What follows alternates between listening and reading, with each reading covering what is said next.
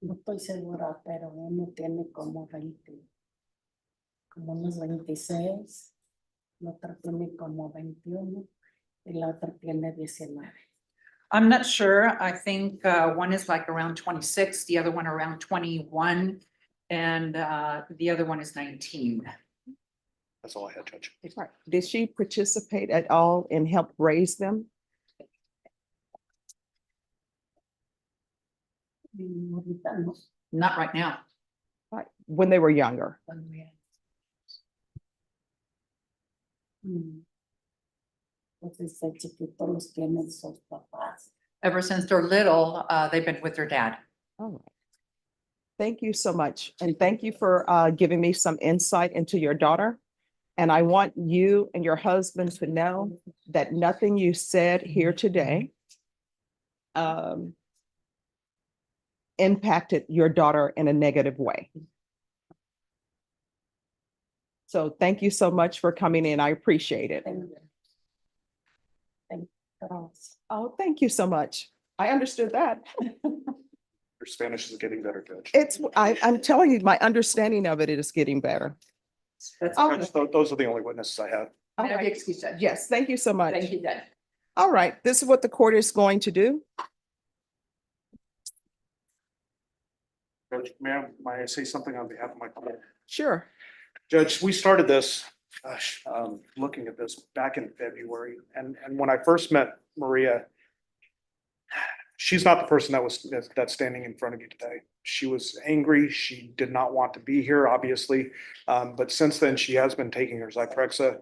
Her mental health seems to have improved. The first time I saw her in court, last time we were here, she smiled. She was nice to me. It's just a completely changed person. I think the Zyprexa is doing what it's supposed to be doing and stabilizing her moods. And it would be, and I know people can get mental health help in prison, but I don't think that's the route that would be beneficial to Maria. I think she's made some strides. I think she can continue to make those strides out in the world, and I'd ask the court to grant her probation. All right. Well, the court is going to note that she has a previous assaultive criminal history. And cause number 2024 CR 2158. The court will find you guilty, sentence you to a $1,500 fine, time and money to run concurrent. There's an affirmative finding of deadly weapon. Do you want to address the restitution? The officer says he has $500 restitution for mental health. Judge, I would imagine if he had insurance, that would have been paid for by the insurance company. I don't know that Maria would be in a position, it sounds like you're gonna sentence her to prison time. I'm not sure she's gonna be in a position to pay that. All right, so I'll say restitution, if any, to David Munoz.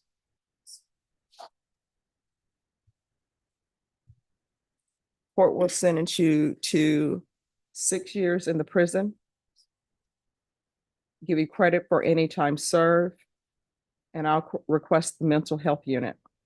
Thank you, Judge. And with regards to the mental health unit, you'll have to request it as well. I have no jurisdiction to force them to do that. And cause number 158. And the cause number 2024 CR 2004. The court will find you guilty.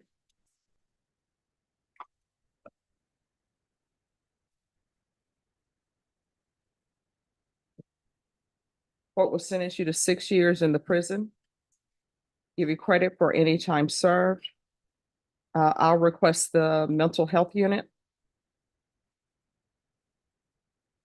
And this will run concurrent with 2024 CR 2158. And just so the record is clear, 2024 in that CR 2158, and that cause number, I'm also running it concurrent with 2024 CR 2004. Did you review the documents entitled Trial Court Certification of Defendant's Rights to Appeal with your attorney? Did you understand it and did you sign it? Yes. All right, because this is a plea bargain agreement, because I call it your plea bargain agreement, because you waive your right to appeal, you do not have the court's permission to appeal. Because these are felony convictions, you're not allowed to own or possess any weapons or ammunition. If you have a question over what a weapon or ammunition is, you'll need to speak to your attorney. Do you understand? All right, we can go off the record. Ms. Cisneros, I did strongly consider giving you deferred adjudication. Your attorney presented good arguments to the court. But I decided not to do that based upon everything that I've heard. It's not your parents' fault. You understand? All right, good luck to you when you're released from prison. If you cannot find mental health treatment, if I'm still here, you can come in and I will direct you in the right place. Okay? All right, good luck to you. Thank you.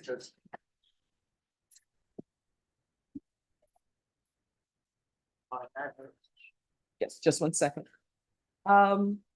Mr. Campbell, if you can let her parents know she's excused. Deputy Laura, could you let her parents know in Spanish what happened? Thank you. All right, thank you.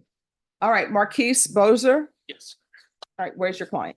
Your Honor, I think what happened here is he had 4 different holds on him, or should have had 4 different holds. This case was remand without bond. The other 3 felony cases and the misdemeanor were rejected yesterday. It seems to me that apparently he was released yesterday when he shouldn't have been. He had a hold on this case. I don't have any contact numbers for him. When I got appointed to him, he was in custody. Since I got the case rejected, I wasn't able to speak with him between yesterday and today. I will say in my experience, the jail has never been this fast in releasing a defendant once a case is rejected. I mean, I had a case last Well, week. let me ask you this. Do you have contact information for your client? No, Your Honor, I do not. Do you know if probation has contact information for him? They gave me 2 different numbers. The first number doesn't go to Mr. Bozer or any one that he's associated with. The second number has been disconnected. All right, so with regards to the allegations that are in the motion, have those been rejected? They will be, but there will be a supplement that's gonna be filed. We do have an agreement as to the MGR, but we first need to talk to this client. All right, so supplemental is going to be filed? Yes. Is that going to be filed today? All right, so if you'll remain, I think they're going to be able to get this supplemental filed quick, fast, in a hurry. Yes, Your Honor. All right. If, I guess at this point, since my client is not here today and I won't have a way of getting in contact with him. Oh, a that there warrant's should going to have- be issued. Okay, Yes. okay. But if you will remain, that way they can give you the supplemental, you'll have it. How long will it take to prepare that? Judge, I requested it. If Okay. you give me just maybe 15-20 minutes, let me finish up here, I'll double. Oh, no problem. So if you can, make sure probation has your email or the state has your email if you Yeah. need to go to another court. So Sure. you'll have the supplemental. Yes, Your Honor, I do have to go to other courts, but Yeah. I will make sure they have my. And then we'll go information. on the record with his not appearing today. All right, court is calling 2022 CR 6099, State of Texas versus Marquise Tyree Bozer. Could I have parties announced for the record for the state Brandon Saldana, stay. defense? Zachary Munoz. All right, this hearing was scheduled at 9 a.m. and it's now 10:46 a.m. Your client has not made an appearance. Where is your client? Yes, Your Honor, he's not here. According to the deputies, he was released from custody yesterday. This case originally was a remand without bond. It seems after speaking with the clerks that there was a mishap, that a warrant was never issued for Mr. Bozer on this specific case. All right, state requests. That is correct, Judge. We will be filing a supplemental to the MTR. We should be filing it today. We'll be tendering a copy to defense. As soon as he gets arrested, we'll be able to confirm this. All right, the court is going to issue a judge's warrant and remand your client without bond. If your client makes an appearance, the court will reconsider. Thank you, Your Honor. All right, thank you. Your Honor, may I approve? Yes. The complainant in Maria Cisneros' cases wanted to make a victim next date, we have Ms. Cisneros. All right. return. Deputy Laura, could you have Ms. Cisneros come back? And I apologize for forgetting your. Oh, no problem. Good morning. May I approach briefly?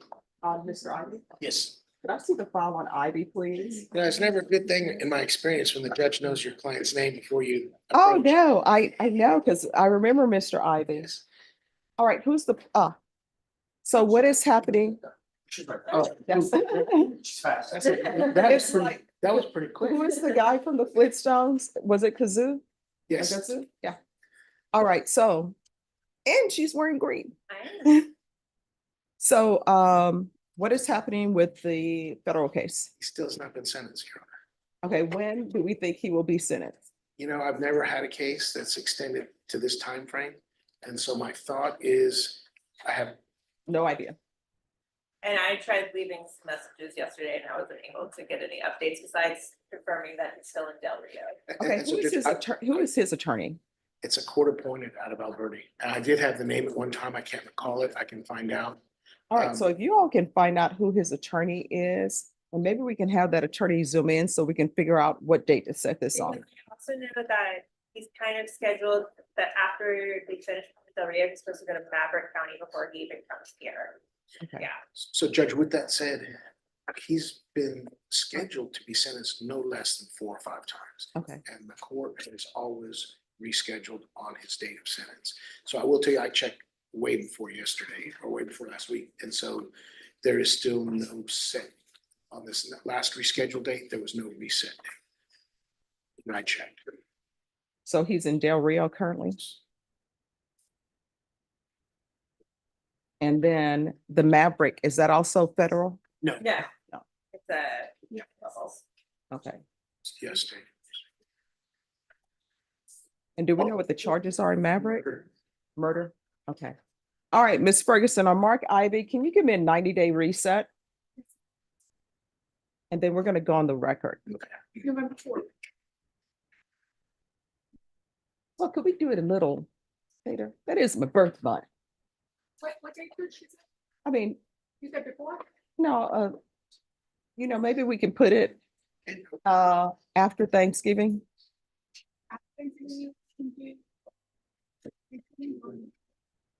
November 28th. So I can do December 2nd. Sounds good. All right, we're gonna put it on December 2nd, and we're gonna go on the record, so if someone else is the attorney, they'll know why we had these resets. All right, we're gonna go on the record in 2019 CR 3440, 3442, 3443, and 2020 CR 1917, State of Texas versus Mark Ivy. Could I have parties announced for the record for the state? Al Jackson. Defense? Anthony Zamora for Mark Ivy. All right, this case has been reset since I believe April 28th, 2022. And the reason why this case has been reset is because the defendant is in federal custody. Since September 12th, 2022, the defendant had sentencing dates in federal custody. And then also the defendant has a charge of murder in Maverick County. So the case continues to be reset because he hasn't been sentenced in federal court. And I believe both parties are aware, federal court does not release anyone to state court until their case is resolved. Am I correct in that? I believe in this particular case, that is 100% correct. All right. So defense, do you have any objection to this case being reset for December 2nd? No objections, Your Honor. And that's 2024. Any objections from the state? No, Your Honor. And it's the court's understanding that first he will complete his federal sentence in Del Rio. And then his next sentencing will be with Maverick County for the murder case. And then he will come to Bear County. So that's what we've talked about it. We believe that's what is going to occur, even though these cases are older than the one in Maverick. He hasn't had a court date out there. All right. So is That's our understanding. there any objection to either party to this court allowing the state court in Maverick County to take precedent over the cases in Bear County? No, you're not. No, you're, All right, so we're gonna recall this for December 2nd, 2024. Is there anything else? one last question. Yes. What date in November is the day? Huh? What day in November is the day? Oh, well, you know, I celebrate then.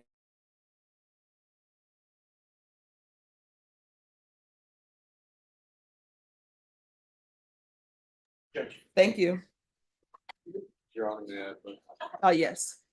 in the Cisneros case, the Mhm. complainant informed us that since you sent Mr. Cisneros to confinement, he is fine, not making a big impact. All right, okay, thank you. Thank you, Your Honor. If you'll let him know, because I don't know which person it is in the waiting room, because I have two people. Your Honor, let the court know all parties are present. Okay.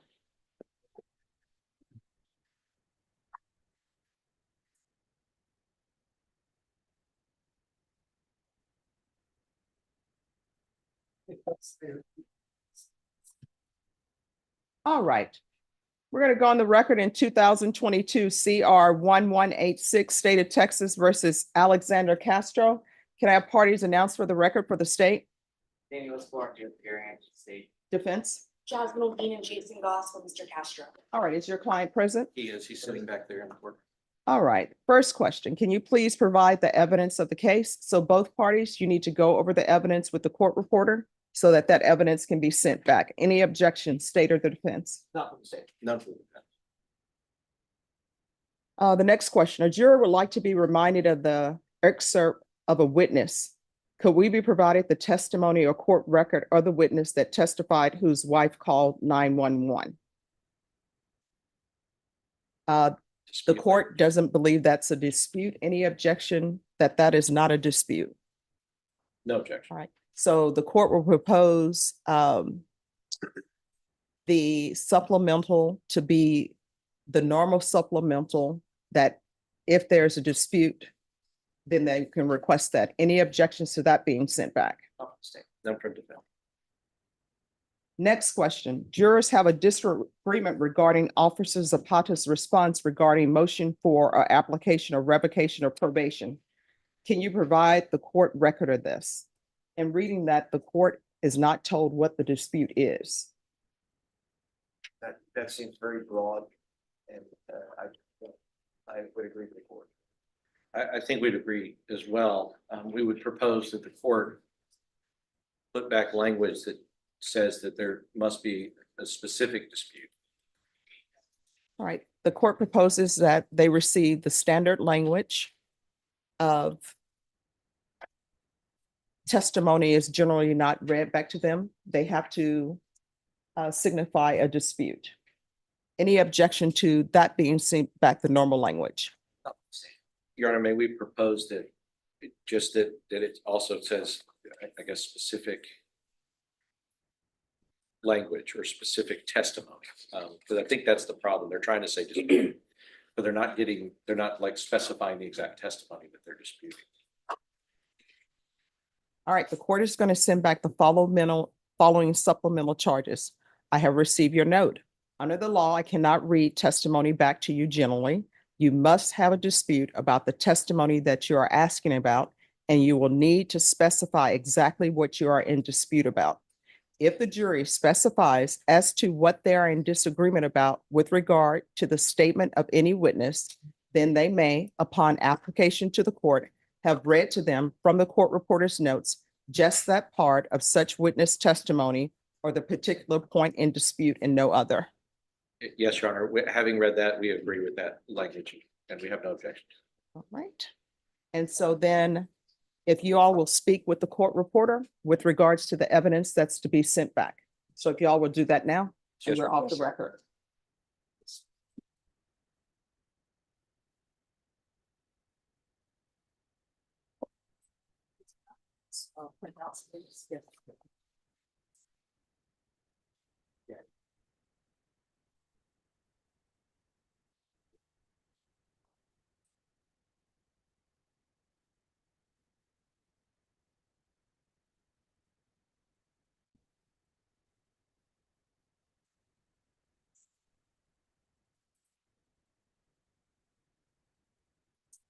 Everyone, we're going to take a recess. so that the court reporter can gather the evidence. And if there is something that doesn't require a record, then I will take that up. So if you have something that does not require us to be on record, please go to the court reporter. I'm sorry, to the court clerk. I think mine might be up there already, Judge.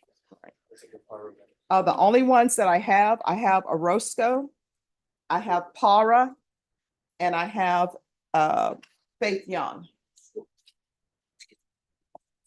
And who are you, Faith Young? That was Faith McGarity, Judge. McGarity Young. Yes, that's the one, Judge. All right. It's an unindicted case. Who is the prosecutor on this? Daniel, has confirmed that. And what is your client charged with? Assault on public servant. She's not on GPS. Okay. Okay.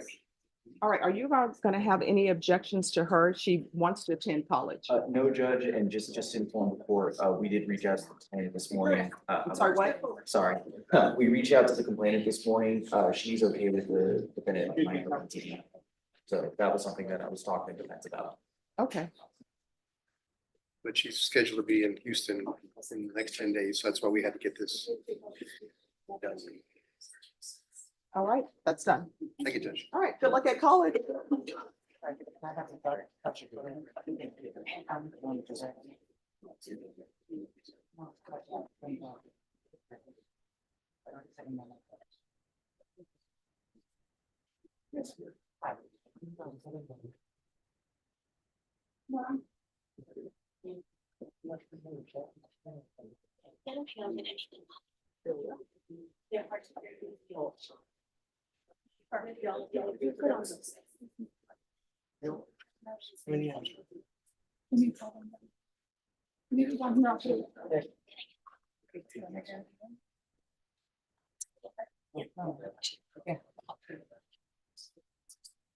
Who's here on Alyssa Gonzalez?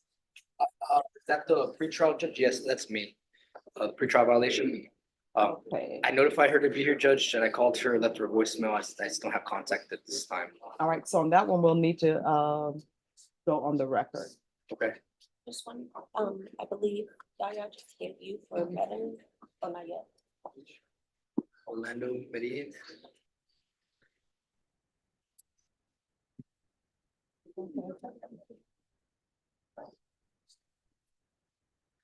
All right, and Par's gonna be first, and then it's going to be Gonzalez, and then it will be Orozco. Okay, Judge. Okay. I just. Yes, sure.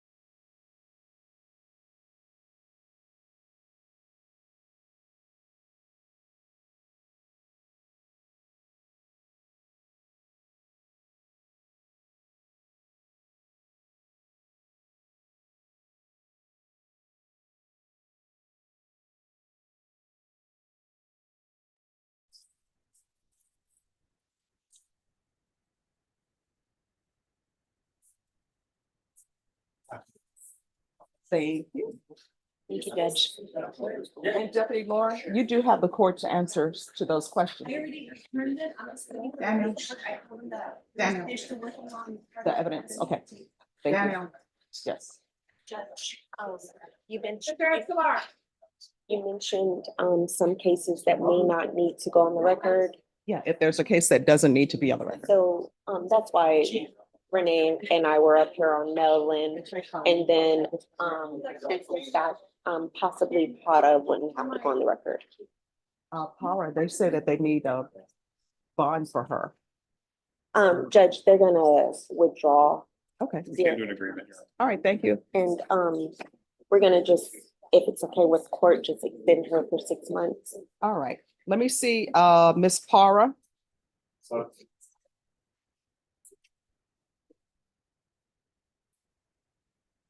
Would you like to see that?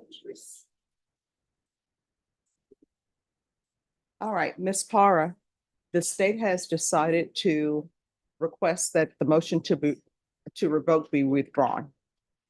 You're on probation. You've got to follow through on what your conditions are. Do you understand? Yes. Is there anything you do not understand? All right, so here's the thing. If you have another motion to revoke filed against you, you're looking at potentially 180 days in the jail. Do you understand? Yes. Is there anything you do not understand? All right. Is there anything that you need help with so you can be successful on this probation? I would request maybe alter the times of the breathalyzer. The time for what? For the breathalyzer, Why? I go to sleep earlier than 10 o'clock. So it does disrupt my sleeping patterns. All right, so I will tell you what, I will consider doing that once you show me that you can abide by the court's rules. So if you show the court that you can abide by those rules, then maybe those times will be changed. Do you understand? Yes.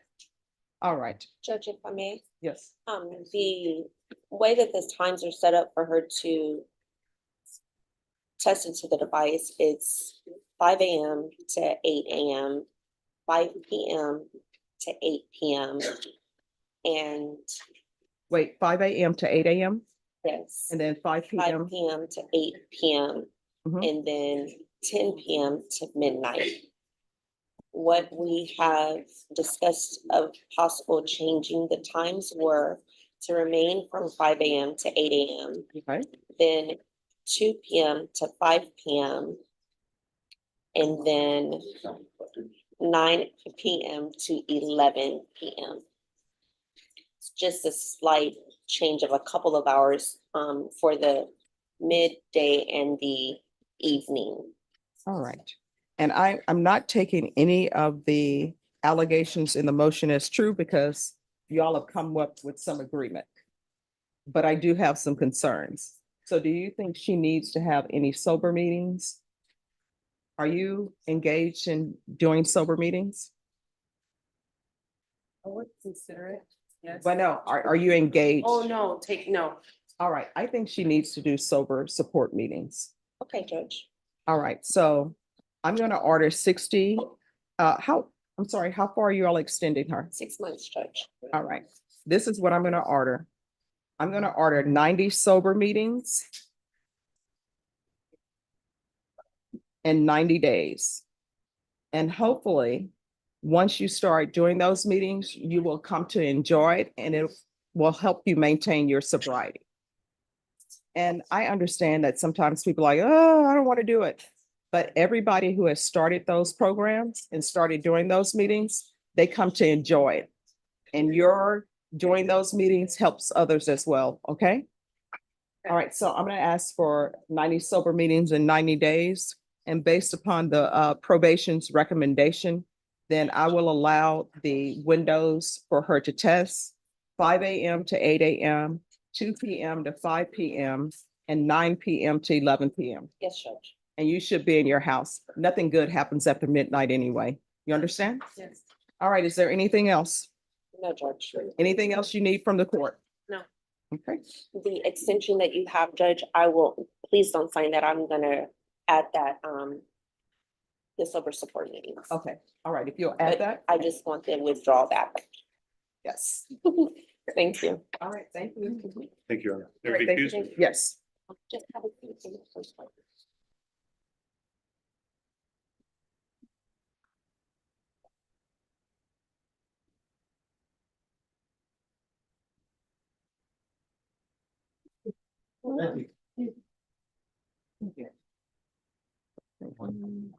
Eight AM, 2 PM, 5 PM, 9 PM, 11 PM was.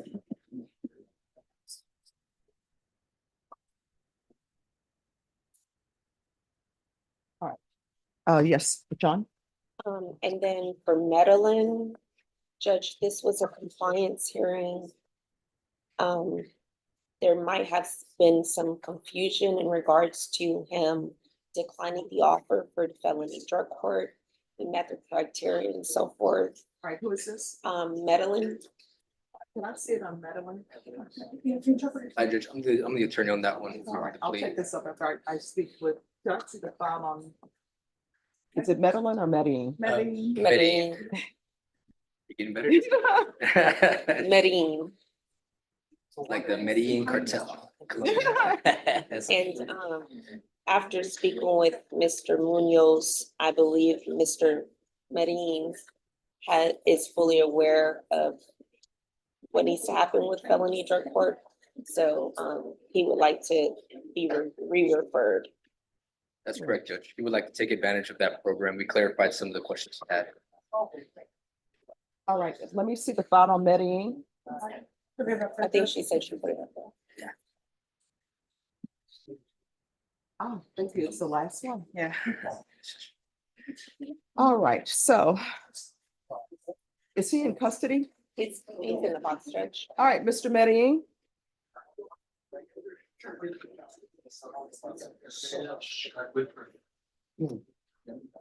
So in this case, it's a referral back to felony drug court. Re-referral, yes, Judge. All right, if he's not accepted in felony drug court, what are the plans? Judge, let me just double check the original condition. I'd like to apologize, judges. Okay.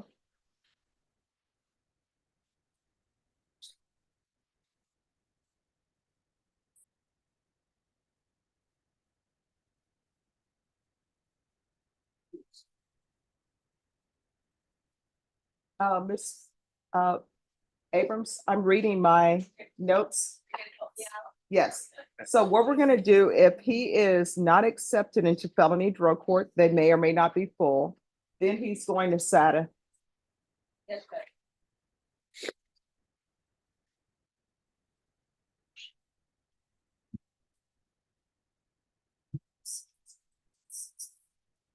All right, is there anything else? No, Judge. When the court orders something, you need to do it. Yes, sir. If you don't do it, what's gonna end up happening?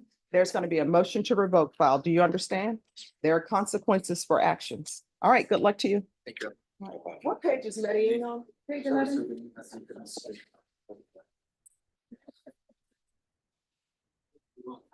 All right, do I have the interpreter? He's in the back, just right here. Okay.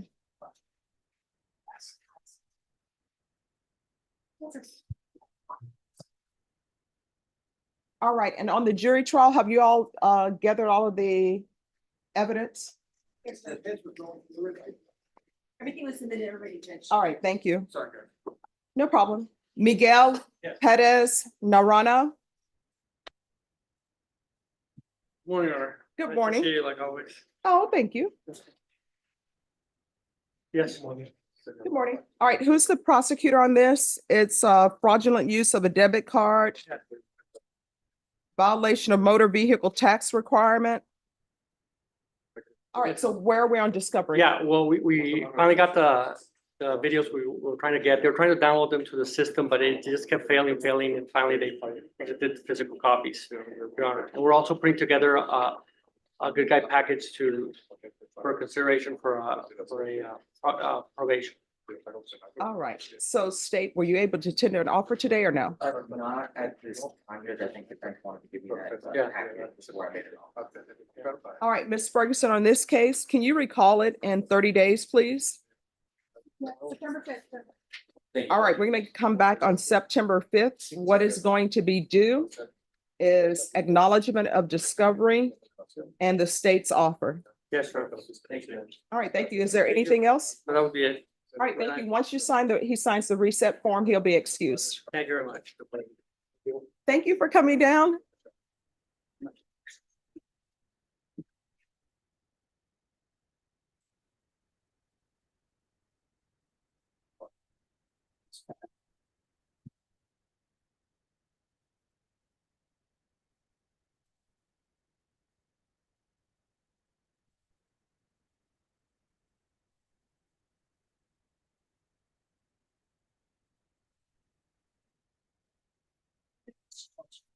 All right.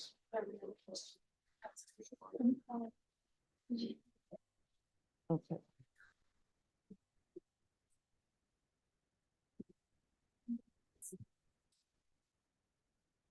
All right, where's the defense on this jury trial? I'm trying to get a hold of him.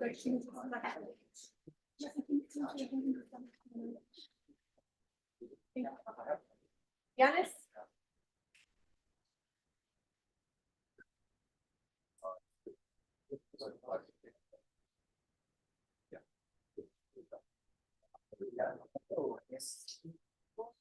State, here's the question. I don't believe that was addressed necessarily.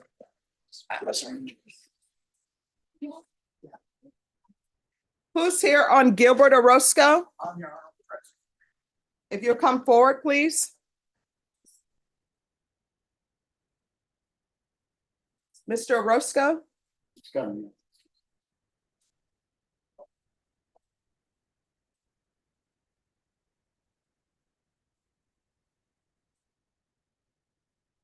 State, I'm gonna take up this plea and then you all can ask the court reporter questions.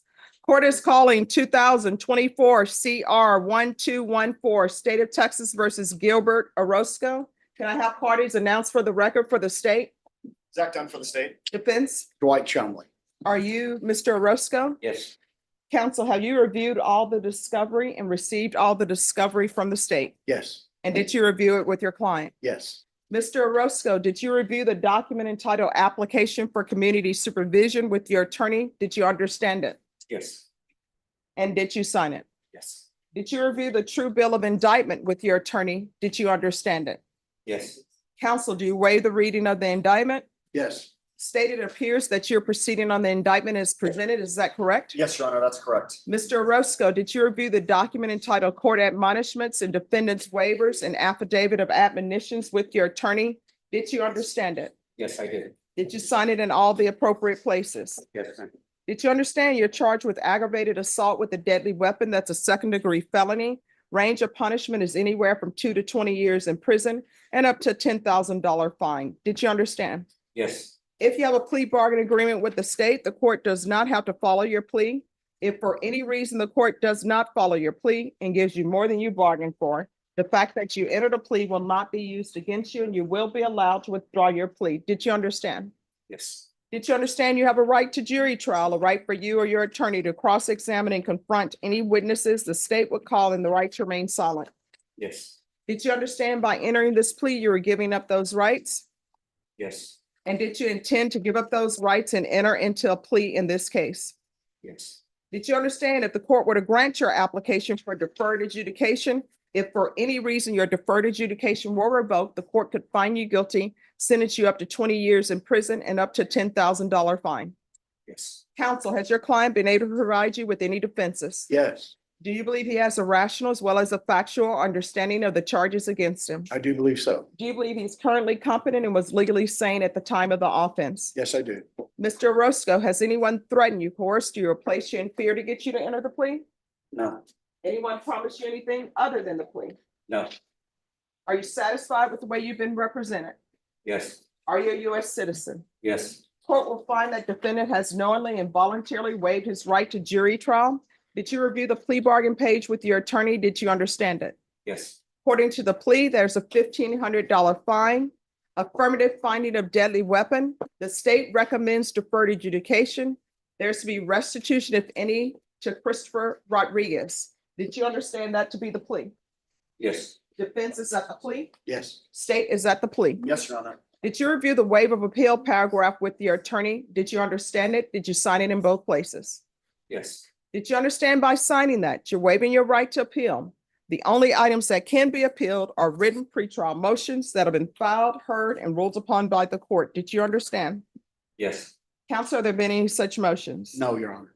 Outside the agreement, the state is requesting that your deferred adjudication be for a term of 2 years. There be a TAP evaluation, 150 hours of community service restitution, no contact with Christopher Rodriguez or Alejandro Quiroga, Quiroga. Did you understand those are recommendations from the state and the court does not have to follow those recommendations? Yes. Then to the offenses charged, how do you plead? Guilty, not guilty, or no contest? No contest. State any evidence. Yes, Your Honor. State offers states one and attachments.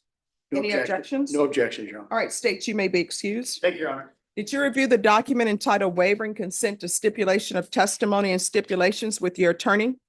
Yes. Did you understand it? Yes. Did you sign it in all the appropriate places? Yes. Again, did you understand you have a right to jury trial, a right for you or your attorney to cross-examine and confront any witnesses the state would call and the right to remain silent?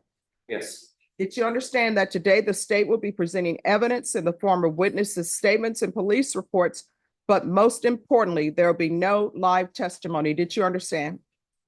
Yes. Court will find that defendant has knowingly and voluntarily waived and consented to stipulation of testimony and stipulations. Court will accept into evidence states exhibits 1 and attachments and review the same.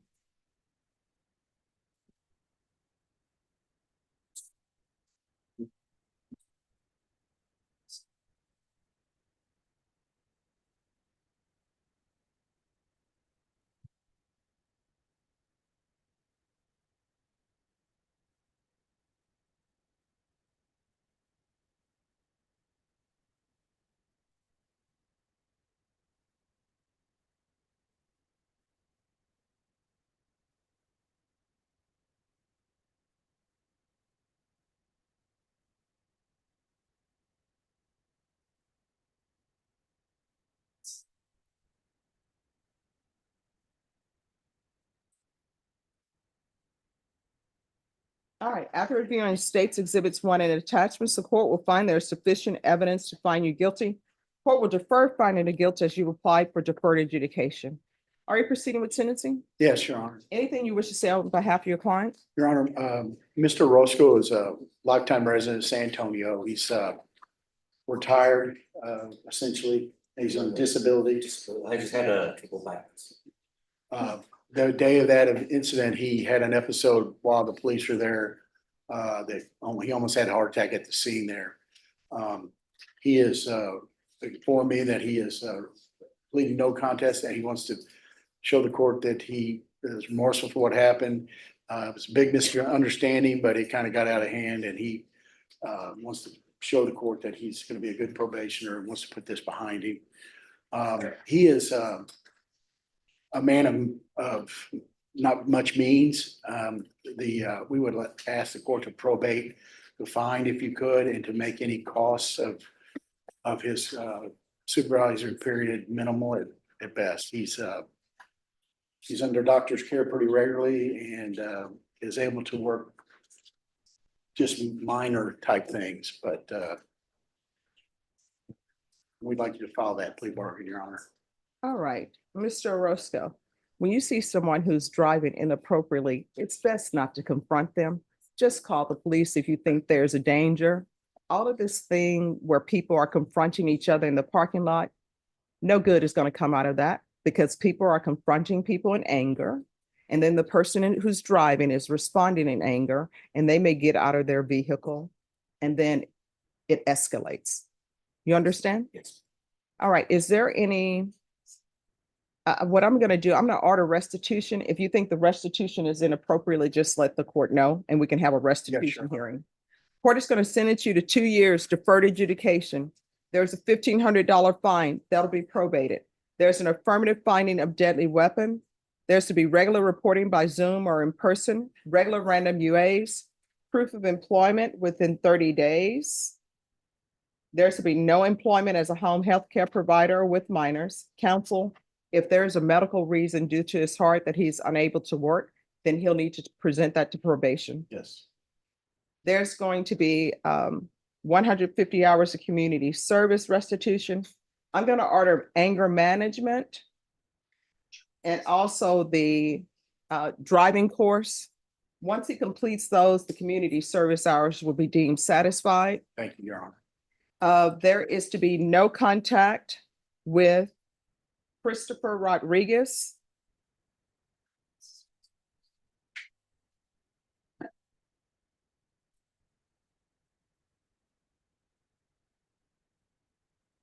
Or Alejandro Quiroga. Yeah. Quiroga. There's to be restitution, if any, to Christopher Rodriguez. Probation, is there anything else? All right, is there anything else that you need from the court to be successful on this probation? No. All right, did you review the document entitled Trial Court Certification of Defendant's Rights to Appeal with your attorney? Did you understand it and sign it? Yes. Because this is a plea bargain agreement, because I followed your plea bargain agreement, because you waive your right to appeal, you do not have the court's permission to appeal. Do you understand? Yes. All right, we can go off the record. In this court, to be successful on probation, communication is key.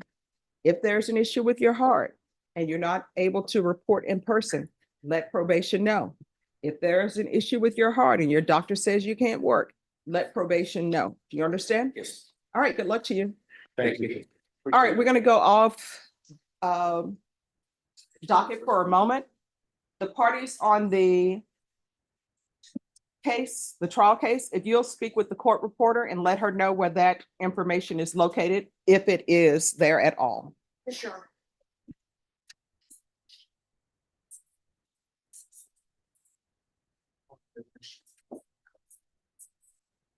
I'm like, Jose Amador.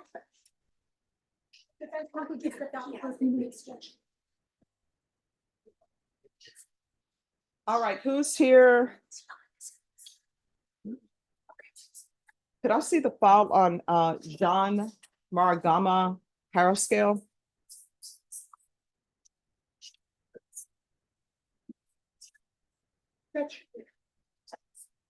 Hello. Sure.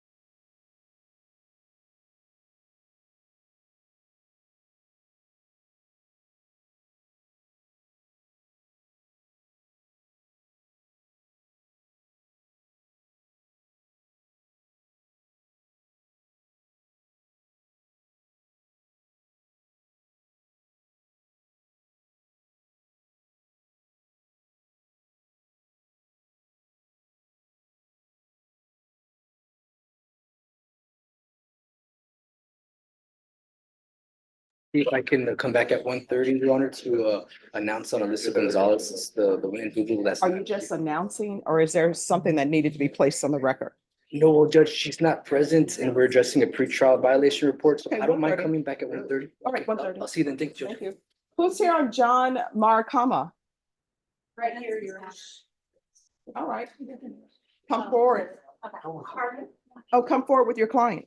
My understanding the interpreter is here, Yes, Your Honor. and is your client here? My client is here. All right, come on down. It's. We're working on these paperwork. Oh, they're doing please. Okay, then, all right, thank you. Sorry, didn't know that.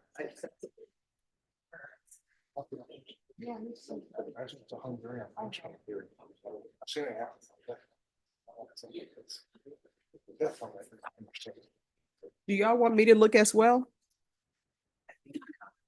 Okay.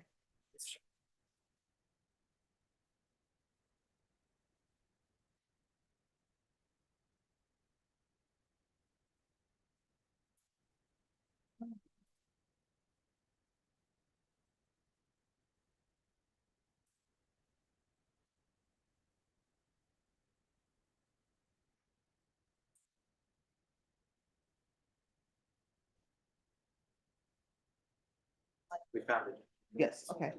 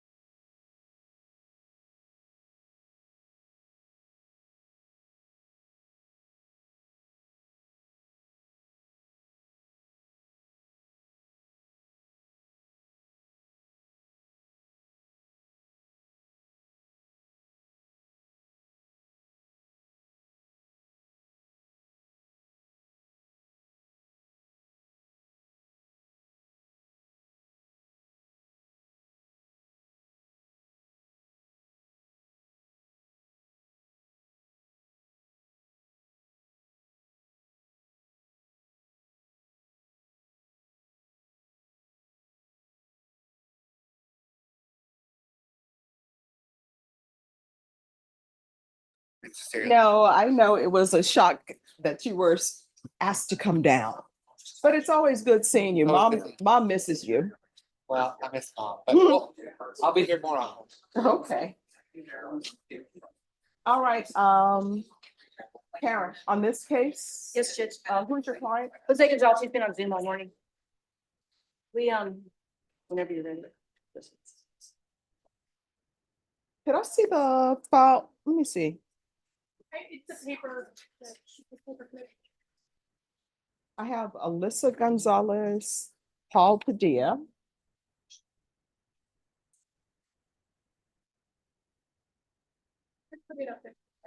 I think you gave me the wrong one. It's not Alyssa Gonzalez. It's Jose Gonzalez.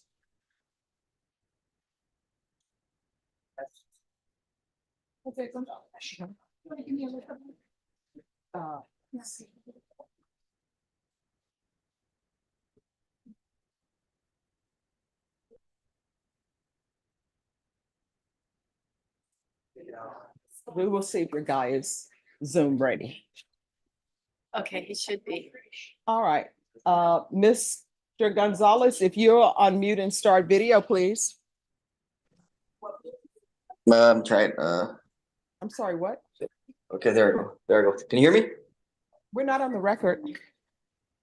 Okay. No. All right, I can hear you, Mr. Gonzalez. Mr. Gonzalez, if you'll find a seat. Yes, ma'am, let me find, yes, ma'am.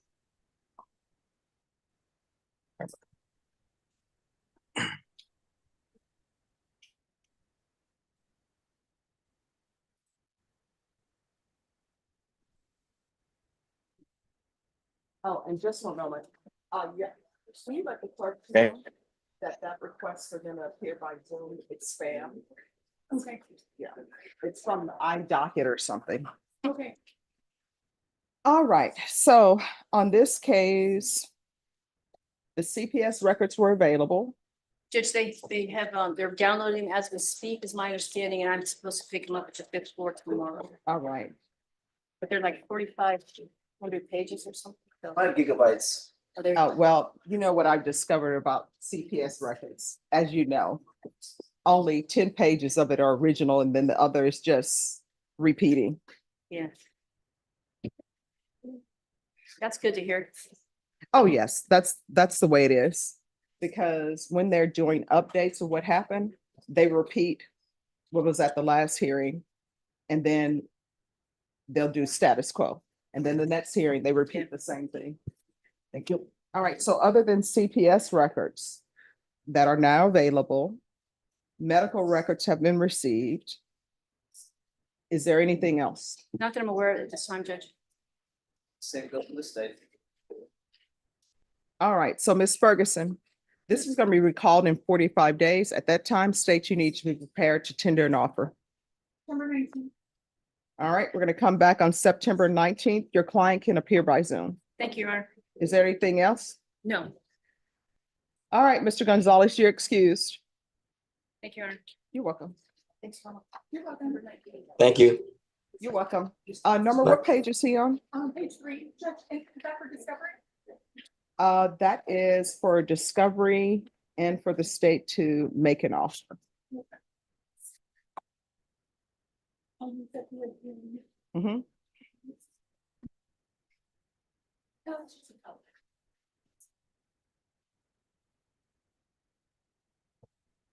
All right, who's here on Paul Padilla?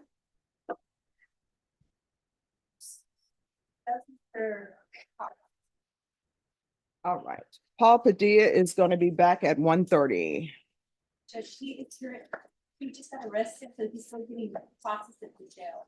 All right, Ms. Ferguson, on Paul Padilla, can we recall that in 2 weeks, please? I had told Amelia it's on Tuesday. Oh, Tuesday, that's fine. All right, state, Paul Padilla is going to come back on Tuesday. Paul Padilla, my understanding, he's in the process of being booked at the jail.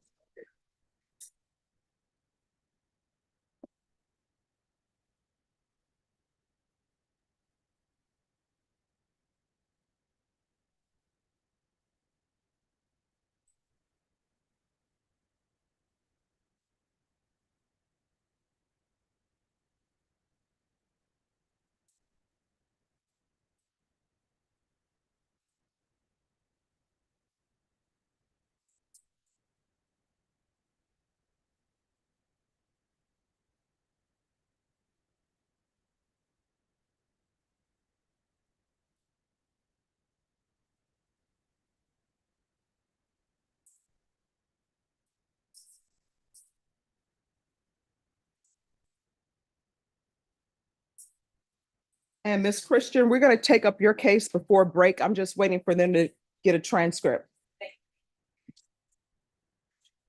Is there anyone else who has anything on the docket where the court report is not required to make a record? If you do, approach now.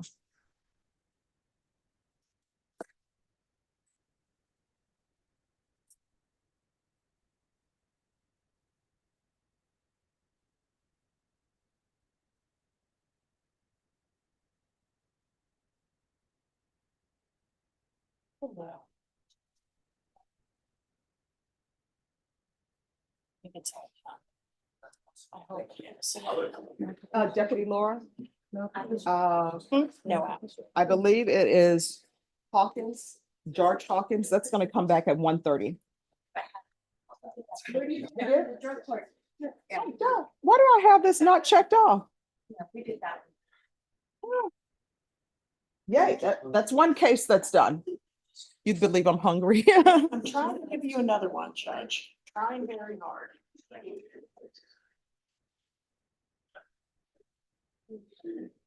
Deputy Laura, the intern is acting as though he knows me. He said, Judge, I believe you're just hungry.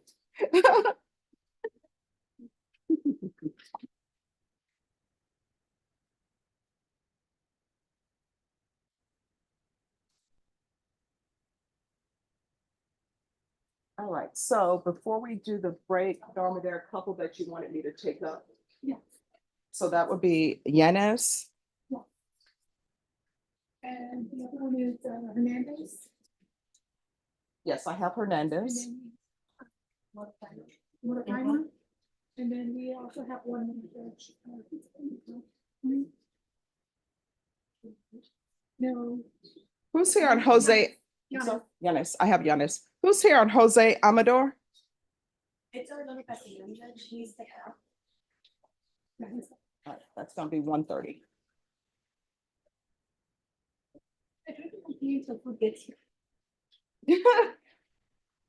See, and people say, Stephanie, they need a break. Let me see.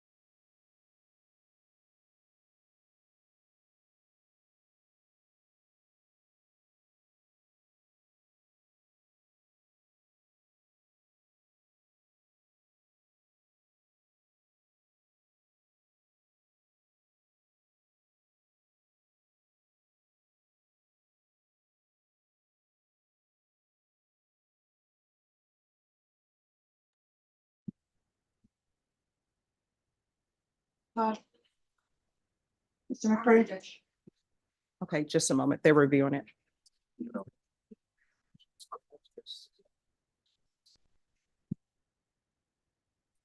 I mean, that's what you all agreed to, right?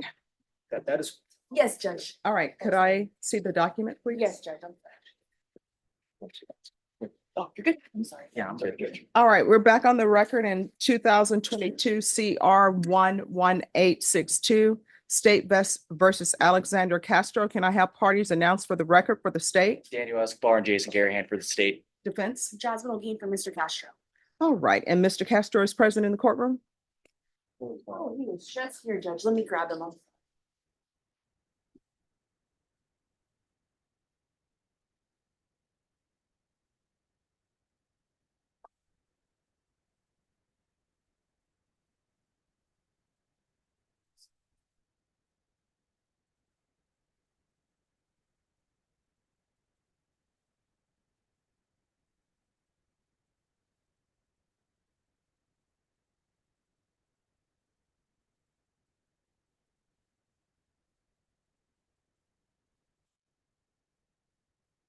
All right, is your client present? Yes, yes.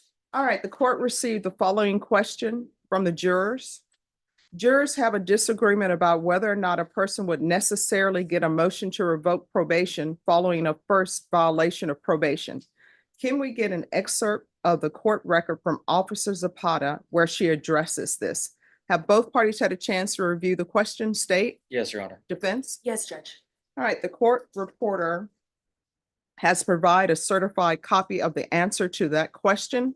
Have both parties had a chance to review the court reporter's record? Defense has. State has. And are both parties in agreement that this is the answer to the juror's question? Defense is. Yes, Judge. Any objections to the court having this answer and question sent back to the jurors? No, none from the state. None from the defense. All right, thank you. All right, Maria, do you need a break? Yes, Judge. All right. Everyone, I'm going to give the court reporter a break and then we'll come back and take up your pleas. Thank you, Judge. You're welcome.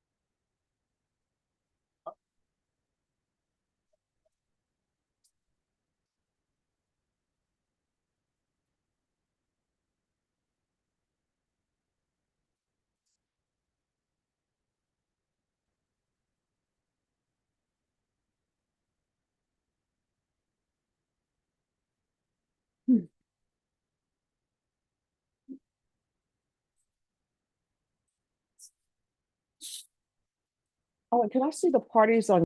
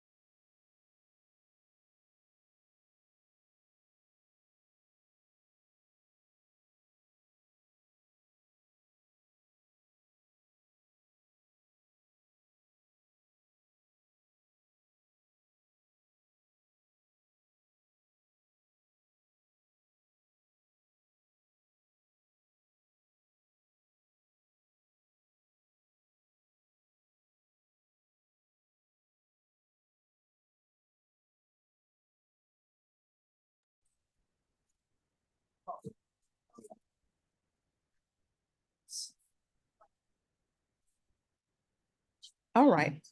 Can I see the parties on Joe Isaac Yanez, please? Mr. Yanez, if you'll come down.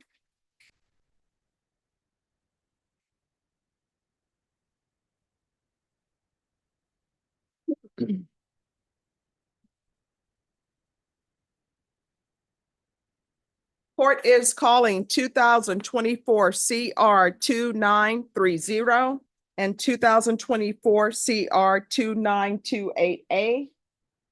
Can I have parties announced for the record for the state? Jason Garrett. Defense? Melissa Christian. And are you Mr. Yanez? Yes, ma'am. Counsel, have you received all of the discovery and did you review it with your client? Yes, ma'am. Court will find that the state is in compliance with discovery in each cause number. Mr. Yanez, did you review the documents entitled True Bill of Indictment with your attorney? Did you understand them? Yes, ma'am. Counsel, do you waive the reading of the indictment? We did. State, are you proceeding on the indictment as presented? Each case is yes, Your Honor. Mr. Yanez, in each cause number, did you review the document entitled Court Admonishments and Defendants Waivers and Affidavit of Admonitions with your attorney? Did you understand it? Yes, ma'am. And did you sign it in all the appropriate places? Yes, ma'am. And the cause number ending in 2928, you're charged with the offense of aggravated assault with a deadly weapon. That's a second-degree felony. Range of punishment is anywhere from 2 to 20 years in prison and up to a $10,000 fine. And the cause number ending in 2930, you're charged with aggravated robbery. That's a first-degree felony. Range of punishment is anywhere from 5 to 99 years or life in prison and up to $10,000 fine. Did you understand? Yes, ma'am. If you have a plea bargain agreement with the state, the court does not have to follow your plea. If for any reason the court does not follow your plea and gives you more than you bargained for, the fact that you entered a plea will not be used against you, and you will be allowed to withdraw your plea. Did you understand? Yes, ma'am. And each of the cause number, you have a right to jury trial, a right for you or your attorney to cross-examine and confront any witnesses the state will call, and the right to remain silent. Did you understand? Yes, ma'am. Did you understand by entering these plea bargain agreements, you were giving up those rights? Yes, ma'am. And did you intend to give up those rights and enter into a plea bargain agreement in each of these cause numbers? Yes, ma'am. Counsel, has your client been able to provide you with any defenses? He has. Do you believe he has a rational as well as a factual understanding of the charges against him? He does. Do you believe he's currently competent and was legally sane at the time of the offense? I do believe that. Mr. Yanez, has anyone threatened you, coerced you, or placed you in fear to get you to enter the plea? No, ma'am. Anyone promised you anything other than the plea? No, ma'am. Are you satisfied with the way you've been represented? Yes, ma'am. Are you a U.S. citizen? Yes, ma'am. In each cause number, the court will find that defendant has knowingly and voluntarily waived his right to jury trial. Did you review the plea bargain page with your attorney? Did you understand it? Yes, ma'am. In each case, your punishment is to be assessed at 16 years in the prison. There's an affirmative finding of deadly weapon. There are no applications. The causes will run concurrently with each other and also concurrently with 723-230. The state will take in consideration 2024 CR 2930. And in the cause number ending in 2928A, you agree and confess, judicially confess, that you committed these acts with Curtis Wilson. Did you understand that to be your plea? Yes, ma'am. Defense is at the plea. That is. State is at the plea. It is, Your Honor. Did you review the waiver of appeal paragraph with your attorney? Did you understand it? Did you sign it in both places? Yes, ma'am. Did you understand by signing that you're waiving your right to appeal? The only items that can be appealed are written pretrial motions that have been filed, heard, and ruled upon by the court. Did you understand? Yes, ma'am. Counsel, have there been any such motions? Motions have been filed but not ruled upon or heard, Judge. Then in the cause number ending in 2930, how do you plead? Guilty, not guilty, or no contest? No contest. And the cause number ending in 2928A, how do you plead? Guilty, not guilty, or no contest? No contest. State any evidence to support the defendant's pleas. Did you review those documents with your attorney? Did you understand them? Yes, ma'am. Again, did you understand you have a right to jury trial, a right for you or your attorney to cross-examine and confront any witnesses the state would call, and the right to remain silent? Yes, ma'am. Did you understand that today the state will be presenting evidence in the form of witnesses' statements and police reports, but most importantly, there will be no live testimony? Did you understand? Yes, ma'am. And defense, do you have any objections to those exhibits? I have no objections. All right. Court will find that defendant has knowingly and voluntarily waived and consented to stipulation of testimony and stipulations. Court will accept into evidence states exhibits 1 and attachments, and the court will review the same. After reviewing states exhibits 1 and attachments, the court will find there is sufficient evidence to find you guilty, and the court will find you guilty in each cause number. Are you proceeding with sentencing? We are. Anything you wish to say on behalf of your client? Judge, we've thoroughly gone over the paperwork, and Mr. Yanez clearly understands his position in all of these cases, and we would just ask that the court follow the plea bargain. All right. Then in the cause number ending in 2928A, the court will find you guilty, sentence you to 16 years in the prison. This is run concurrent with 2024 CR 2930, County Court cause number 723230. Taken in consideration 2024 CR 2927A. And in that cause number, the court is finding, based upon your plea bargain agreement, that you acted in concert with Curtis Wilson, and there's an affirmative finding of deadly weapon, and the court will give you credit for any time served. Anything else with regards to sentencing under that cause number? No, ma'am. And cause number ending in 2930, the court will find you guilty, sentence you to 16 years in the prison. There's an affirmative finding of deadly weapon. This will run concurrent with 2024 CR 2928A, 723230, take in consideration 2024 CR 2927A, and give you credit for any time served. Is there anything else with regards to sentencing in that cause number? No, ma'am. Did you review the trial court certification of defendant's rights to appeal with your attorney? Did you understand it? I've already given it to her. Yes, ma'am.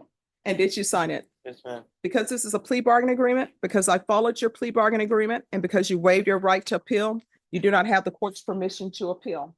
Because these are felony convictions, you're not allowed to own or possess any weapons or ammunition. If you have a question over what a weapon or ammunition is, you'll need to speak to an attorney. Do you understand? Yes, ma'am. All right, we can go off the record. How old are you? 20. All right, you're 20. I know that's a lot of time. Any time that people do in custody, even if it's a day, it's a lot of time. But you still have a chance to improve your life. When you go to the prison, I understand that sometimes people will join organizations for their safety, but do not go to prison and become institutionalized. You have a chance, if you don't have your high school diploma, you have a chance to get your GED. You have a chance to get a college degree. You have a chance to get a trade. So when you come back out, you can change your life. You understand? And when you're released, if being in San Antonio is not helpful for you because of the people you surround yourself with, then leave. You understand? Yes, ma'am. All right, good luck to you, okay? Thank you, Judge. Will we be excused? Yes. Thank you. Yeah. So we file for that. All right, thank you. I'm sorry, no. Who's here on Mary Isabel Hernandez? Present.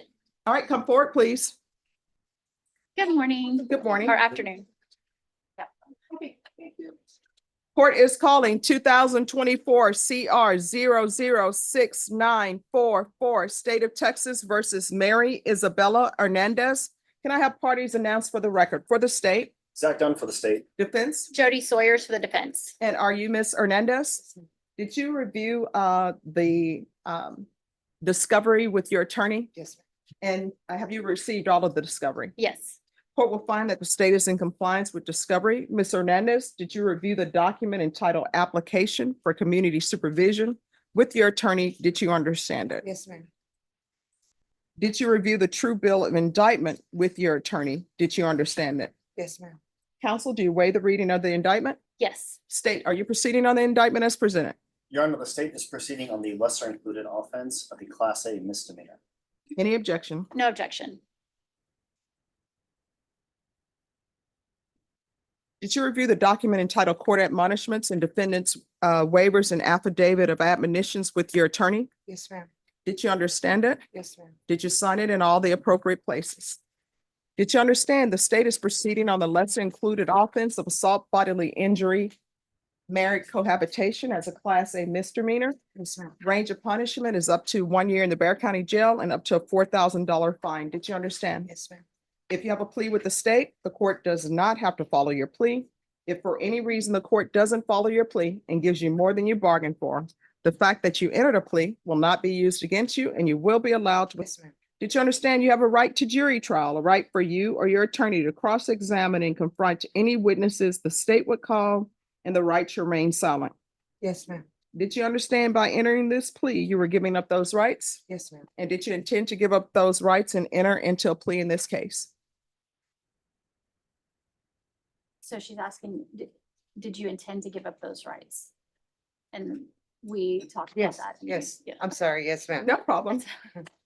Counsel, has your client been able to provide you with any defenses? Yes, Do you believe she has a rational as well as a factual understanding of the charges against her? she does. Do you believe she's currently competent and was legally sane at the time of the offense? Yes. Ms. Hernandez, has anyone threatened you, coerced you, or placed you in fear to get you to enter this plea? Anyone promised you anything other than the plea? No, ma'am. Are you satisfied with the way you've been represented? Yes. Are you a U.S. citizen? Yes. Court will find that defendant has knowingly and voluntarily waived her right to jury trial. Did you review the plea bargain page with your attorney? Did you understand it? Yes, ma'am. According to the plea, the state is proceeding on the lesser included offense. Punishment is to be assessed at 1 year in the Bexar County Jail. State is recommending community supervision. There's an affirmative finding of family violence. Did you understand with an affirmative finding of family violence, you're Yes, not ma'am. allowed to own or possess any weapons or ammunition? Yes. Did you understand with an affirmative finding of family violence, you're not allowed to be designated as primary custodial parent? Yes, ma'am. Did you understand that to be your plea? Yes, ma'am. Defense, is that the plea? It is. State? Yes, Your Honor. Did you review the waiver of appeal paragraph with your attorney? Yes, ma'am. Did you understand it and sign it in both places? Yes. Did you understand by signing that you're waiving your right to appeal? The only items that can be appealed are written pretrial motions that have been filed, heard, and ruled upon by the court. Did you understand? Yes, ma'am. Counsel, have there been any such motions? No. Outside the agreement, the state is recommending that your community supervision be for a term of 2 years, that there be no harmful or injurious contact with Lorraine Cervantes. Did you understand those are recommendations from the state and the court does not have to follow those recommendations? Yes, ma'am. Then to the offense, the lesser included offense, how do you plead? No contest. State any evidence? Yes, Your Honor. State offers states one and attachments. Your Honor, no objection. Did you review the waiver and consent to stipulation of testimony and stipulations with your attorney? Yes, ma'am. Did you understand it? Yes, ma'am. Did you sign it in all the appropriate places? Yes, yes, ma'am. Again, did you understand you have a right to jury trial? Yes, ma'am. A right for you or your attorney to cross-examine and confront any witnesses the state would call and the right to remain silent? Yes, sir. Did you understand that today the state will be presenting evidence in the form of witnesses' statements and police reports? But most importantly, there'll be no live testimony. Did you understand? Yes, ma'am. Court will find that defendant has knowingly and voluntarily waived and consented to stipulation of testimony and stipulations. Court will accept into evidence states exhibits 1 and attachments, and the court will review the same.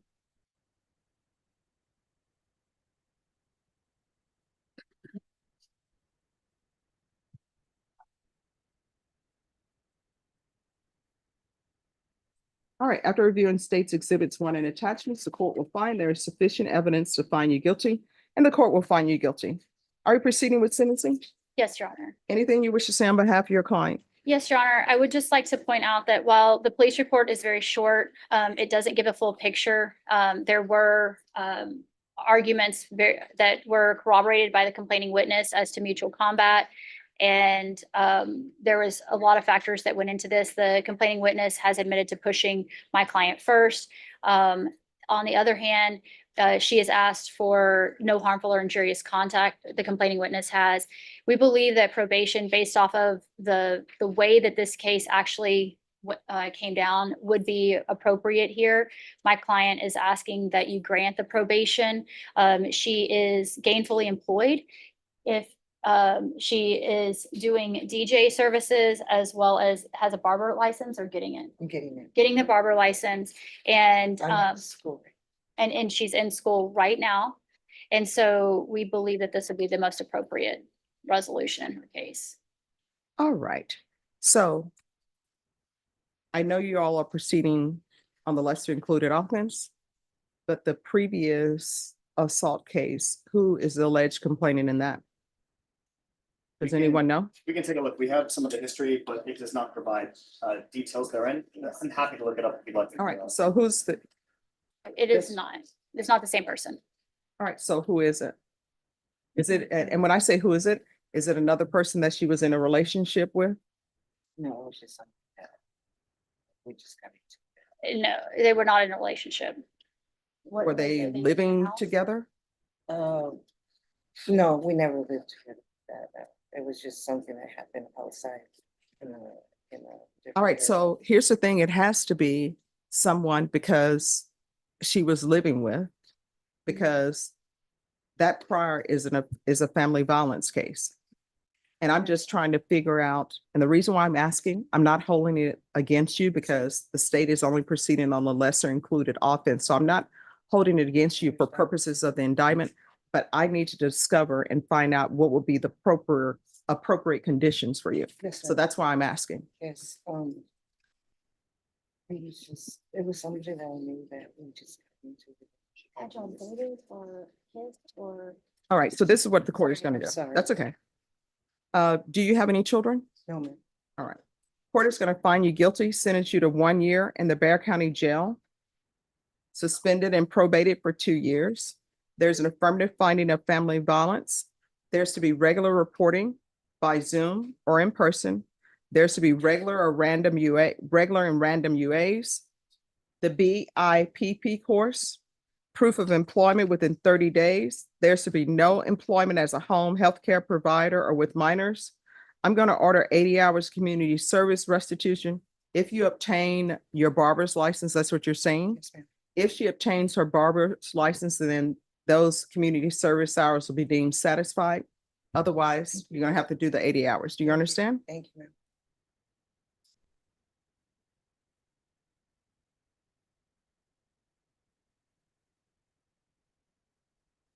There is going to be no contact with Lorraine Cervantes. I'm gonna order the BIP course. Probation, is there anything else she needs? Yes. Field visits. One time per month. For 3 months. And thereafter at probation's discretion. Is there anything else you need from the court? And Your Honor, if it's of any benefit information wise, my co-counsel was able to look up the old case. And it doesn't give the relationship in terms of the nature of the relationship, but it is a different name altogether. All right. Did you review the document entitled Trial Court Certification of Defendant's Rights to Appeal? Yes.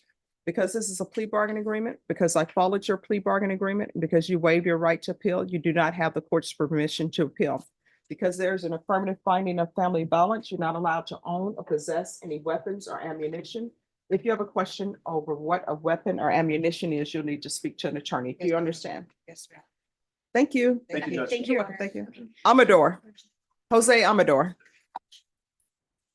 And to the interpreter, I'm just waiting for them to hand me the documents, then I'll take it up.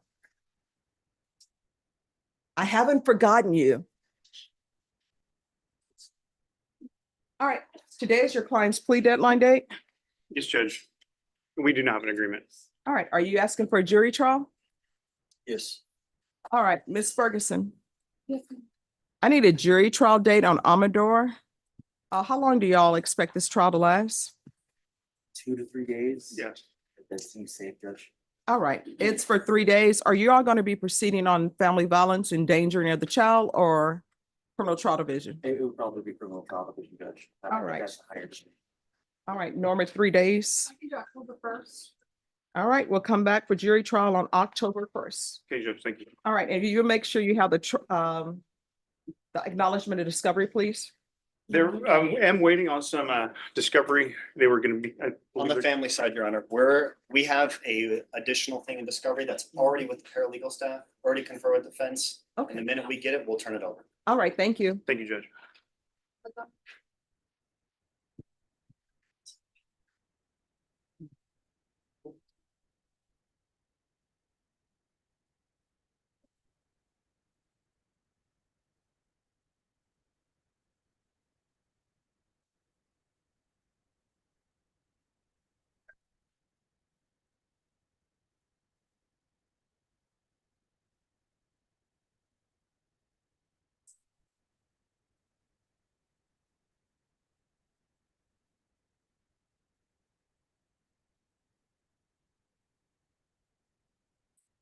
All right, who's here on Gabriel Rubio? Mr. Rubio? Are y'all prepared to proceed on the motion? Yes, Your Honor.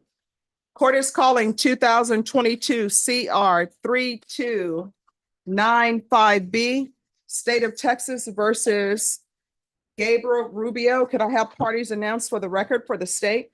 It's Garahan, Your Honor. Defense? Richard Garcia for the defense, ready, Your Honor. Are you Mr. Rubio? Just now. Did you review the documents entitled Motion to Enter Adjudication of Guilt and Revoke Community Supervision and First Amendment Motion to Enter Adjudication of Guilt and Revoke Community Supervision with your attorney? Did you understand it? Just now. Are you the same Gabriel Enrique Rubio who was placed on deferred adjudication in 2022 CR 3295B for the offense of possession of a controlled substance, penalty group 1 gram to 4 grams on June 30th, 2022 for a period of 2 years? Is that you? Just now. State? Yes, Your Honor. Violated condition number 4. Concurrent County, Texas, Defendant Gabriel Enrique Rubio did it in there, failed to report to the supervision officer as directed for the months of September 2023 and October 2023, a violation of condition number 4. How do you plead to that? True or not true? True. State? Your Honor, we'll waive the remaining violated condition. Any objections? No objections, Your Honor. Right. Did you understand by pleading true to violation of condition number 4, the court could find it true, grant the motion, find you guilty, sentence you to 10 years in prison and up to a $10,000 fine? Did you understand? Yes or no? Yes. Knowing that, do you still wish to plead true to violation of condition number 4? Just now.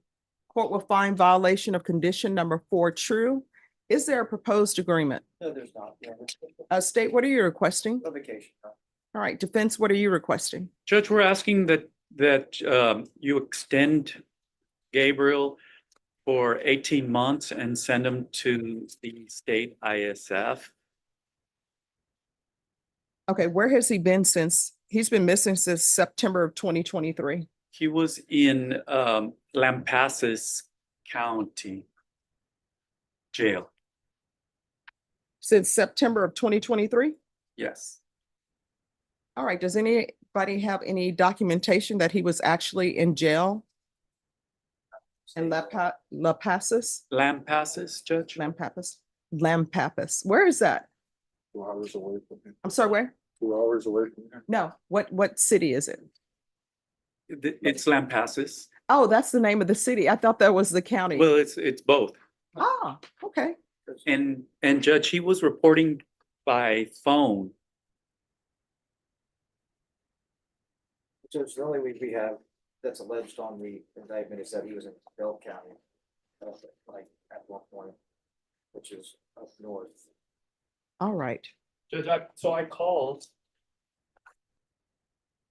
He was in Lampasas from March of this year to June of this year, So from March 2024. 2024, yes. All right, so where has he been since 2023? So I'll excuse the 2024, he's in custody. So where has he been since September 2023? I believe he was also in custody, but in Bell County.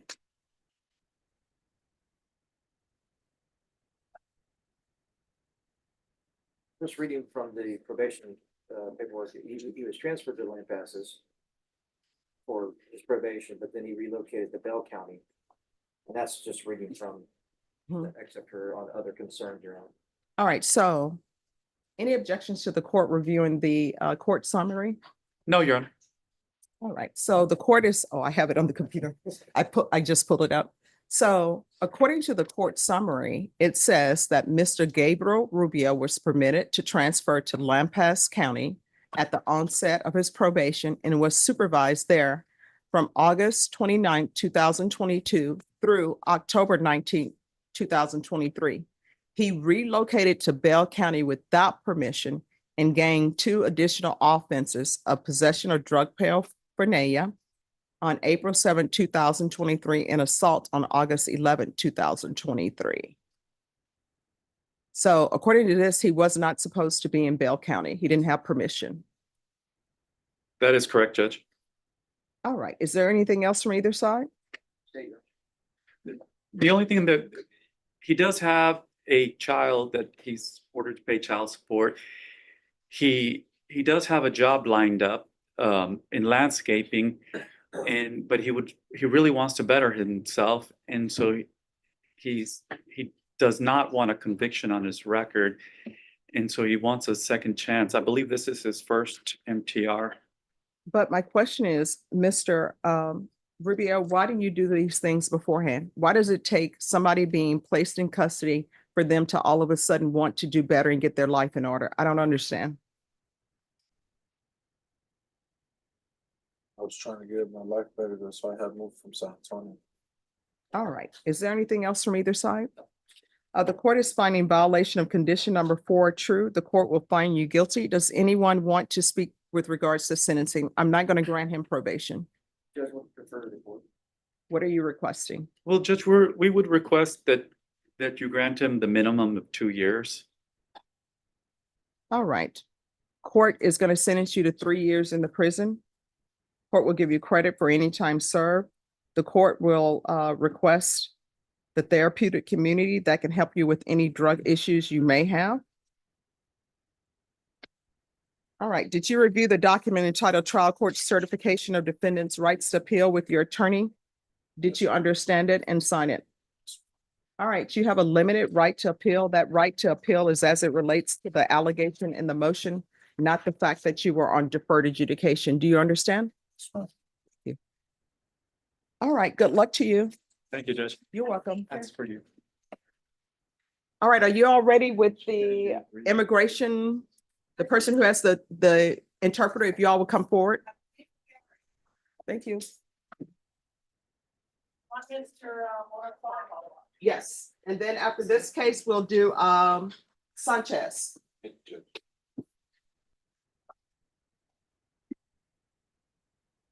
Court is calling 2024 CR 6313.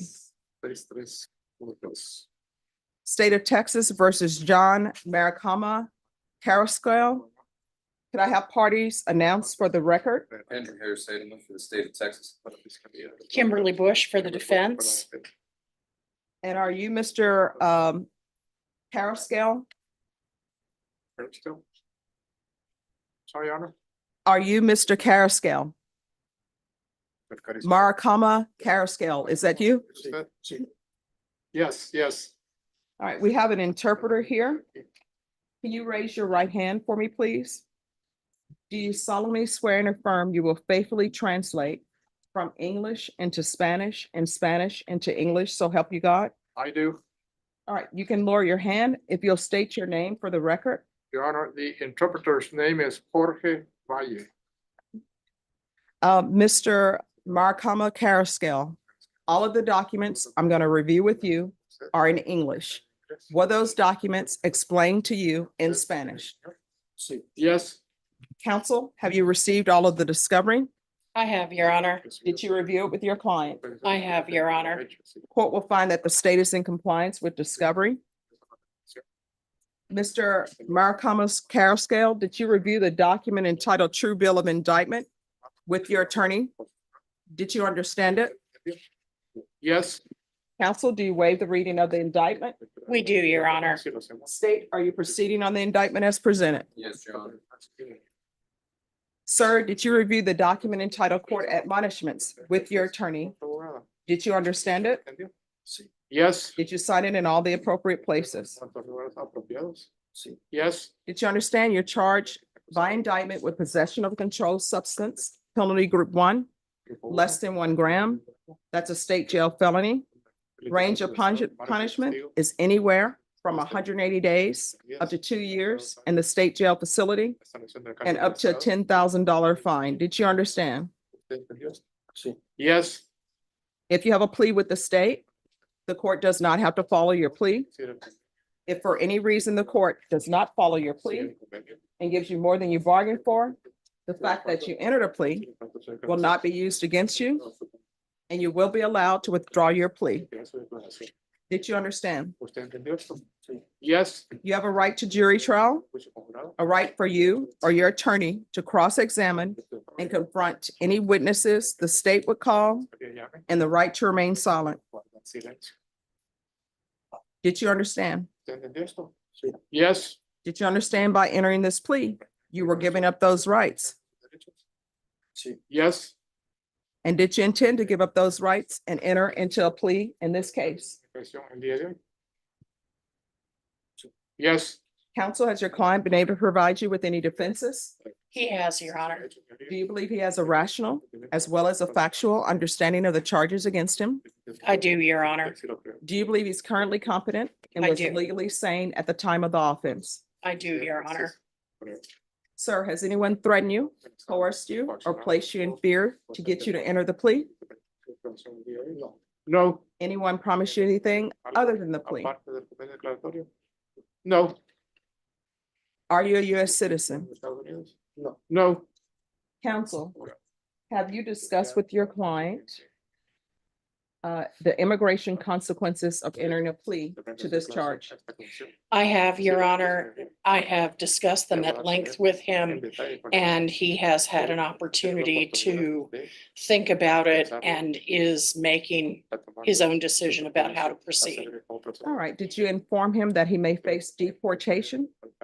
Yes, Your Honor. I've informed him of the consequences ranging from bond being revoked up to and including deportation.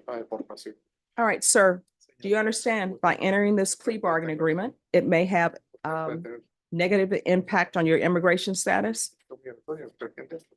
Yes. Did you understand you may be denied re-entry into the United States?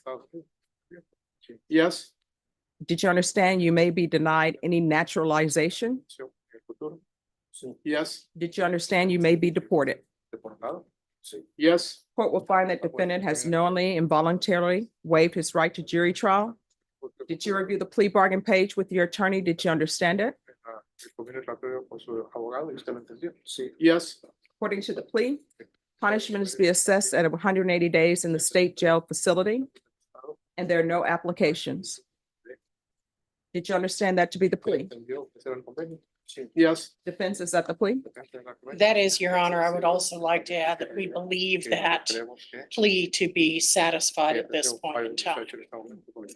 All right, sir, do you understand that when your sentence is a sentence to the state jail facility or to a prison, that normally the process is that the state jail facility, whether you have 180 days credit or not, will transfer you to the state jail facility and process you from the state jail facility. Do you understand? Yes. All right. Does everybody understand that to be the plea? Defense? Yes, Your Honor. State? Yes, Your Honor. Sir, do you understand that as the plea? Yes. Did you review the waiver of appeal paragraph with your attorney? Did you understand it and sign it in both places? Yes. Did you understand by signing that, you're waiving your right to appeal? The only items that can be appealed are written pretrial motions that have been filed, heard, and ruled upon by the court. Did you understand? Yes. Counsel, are there any such motions? There have not, Your Honor. Then to the offenses charged, how do you plead? Guilty, not guilty, or no contest? No contest. State any evidence? No objections, Your Honor. Did you review the waiver and consent to stipulation of testimony and stipulations with your attorney? Yes. Did you understand it? Yes. Did you sign it in all the appropriate places? Yes. Again, did you understand you have a right to jury trial? A right for you or your attorney to cross-examine and confront any witnesses the state would call, and the right to remain silent? Yes. Did you understand that today the state will be presenting evidence in the form of witnesses' statements and police reports? But most importantly, there'll be no live testimony. Did you understand? Yes. Court will find that defendant has knowingly and voluntarily waived and consented to stipulation of testimony and stipulations. The court has reviewed the same. The court will find there is sufficient evidence to find you guilty, and the court will find you guilty. Are you proceeding with sentencing? Yes, Your Honor. Court will follow your agreement, sentence you to 180 days in the state jail facility, give you credit for any time served, and there's to be no legal reentry into the US. Is there anything else with regards to sentencing? No, Your Honor. Did you review the document entitled Trial Court Certification of Defendant's Rights to Appeal with your attorney? Did you understand it? Yes. Because this is a plea bargain agreement, because I followed your plea bargain agreement, and because you waive your right to appeal, you do not have the court's permission to appeal. Do you understand? Yes. Because this is a felony conviction, you're not allowed to own or possess any weapons or ammunition. If you have a question over what a weapon or ammunition is, you'll need to speak to an attorney. Do you understand? Yes. All right, good luck to you. Thank you, Your Honor. You're welcome. May we be excused? Yes. All right, and come forward with your client. All right, thank you so much. Is there anything I need to sign here? All right, thank you so much. I appreciate your patience. All right, this is the last case, then we're taking our break. Thank you, Judge. And is he pleading to 3 cases? 3 cases, Your Honor, all concurrent. Okay, 2 cases to be taken into consideration. Unless you want to do it. And it's a plea as a repeater. okay. All right, I actually have 3 cases. 3 that are not- cases. That are not being pled on. Oh, maybe it's 3. Yeah, it's 3. Okay, Okay, sorry. Right here, Your Honor. all right, thank you. 3 judge, 3 ag robberies, and then TIC for the remaining cases. All right, so could if you'll give me the dismissals for those.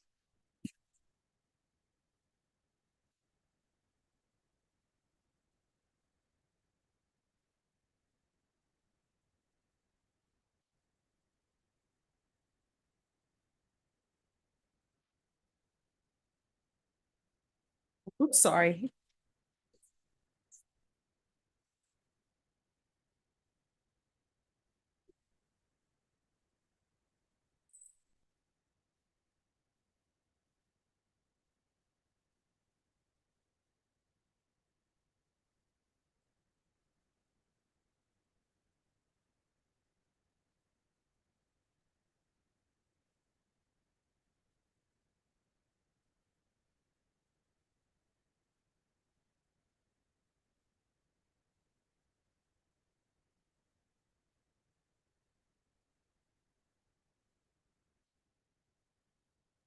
And there are no applications? So, Your Honor, it's a straight plea.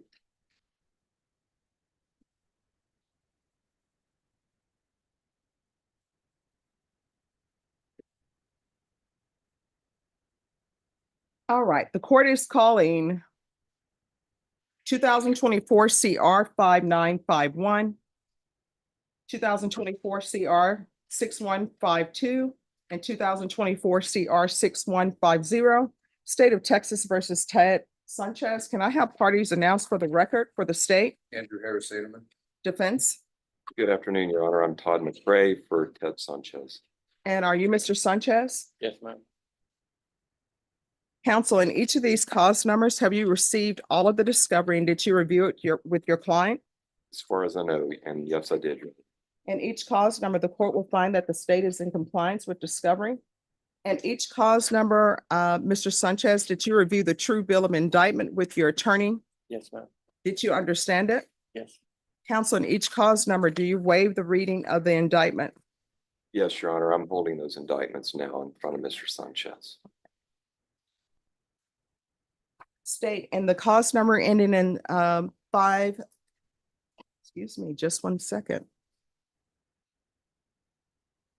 Your Honor, I don't think we have a cause number ending in 5, just 1 second. No, 505152, Your Honor. I have a.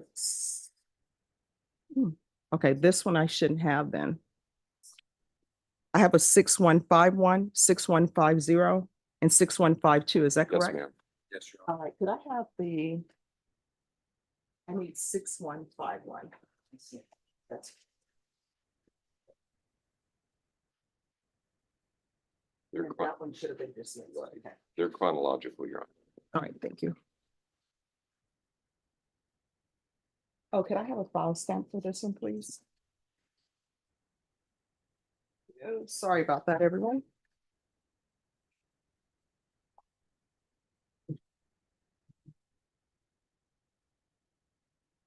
All right, state and the cause number ending in in 2024 CR 6150. Are you proceeding on the indictment as presented?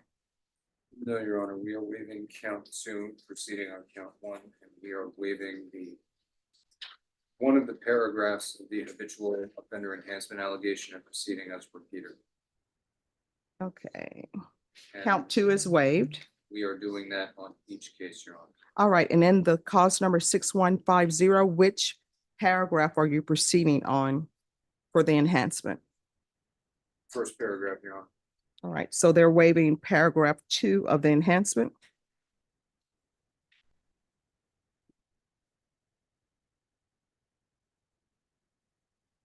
And then in the cause number ending in 6151, Waiving the first paragraph, Your Honor.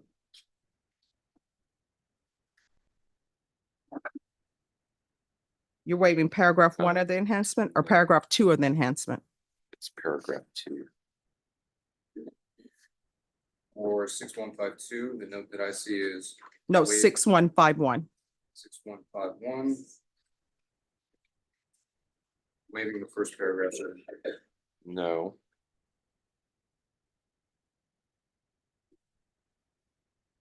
Y'all want to look over here? My understanding is that on all 3 cases, we're entering plea to the aggravated assault with a deadly weapon allegations in each of the indictments. Is that not correct? He's waiving. Count 2, but she was asking about the paragraph. Oh, the. Yeah. the Yeah, the enhancement. enhancement. I see. Okay, sorry. Okay, so let's start over. So in cause number ending in 6150, my understanding is you're proceeding on count 1 and paragraph 1 of the enhancement. Correct. All right, then in 6151, which enhancement paragraph are you proceeding on? Waiving the first paragraph and proceeding on the second, All right, you're waiving paragraph 1. and waiving count 2, of course, on that. Okay. So waive count 2 and waive paragraph 1. Yes, Your Correct. So you'll be proceeding on count 1 and paragraph number 2. Yes, Your Honor. All right. Then in the cause number ending in 6152, how are you all proceeding? Waive count 2. And then waive the first paragraph of the enhancement, Your Honor. So in 6152, you're proceeding on count 1, paragraph 2. Is that correct? That is correct, Your Honor. Yes, Sorry. Your Honor. We all did one of them, so that's why it was a little changed. Oh, that's okay. And if you all could announce for the record, so the court reporter will have everyone's name. Jason Garrett, Already announced, but Andrew Harris Edelman and Dave Westfall. All right. So, Mr. Sanchez, in each of the cause numbers, did you review the document entitled Court Admonishments and Defendants Waivers and Affidavit of Admonitions with your attorney? Yes, ma'am. Did you understand it? Yes. Did you sign it in all the appropriate places? All right, in each cause number, you're charged with aggravated robbery. If the state is able to prove up the enhancement allegation, your range of punishment will be anywhere from 15 years to 99 years or life in prison and up to a $10,000 fine. Did you understand? In each of the cause numbers, if you have a plea with the state, court does not have to follow your plea. If for any reason the court does not follow your plea and gives you more than you bargained for, the fact that you entered a plea will not be used against you and you will be allowed to withdraw your plea. Did you understand? Yes, ma'am. In each of the cause numbers, you have a right to jury trial, a right for you or your attorney to cross-examine and confront any witnesses the state would call, and the right to remain silent. Did you understand? Did you understand by entering pleas in each of these cause numbers, you're waiving those rights? And didn't you intend to waive and give up those rights and enter into plea bargain agreements in each of these cause numbers? Counsel, in each of these cause numbers, has your client been able to provide you with any defenses? He has, Your Honor. In each of the cause numbers, do you believe he has a rational as well as a factual understanding of the charges against him?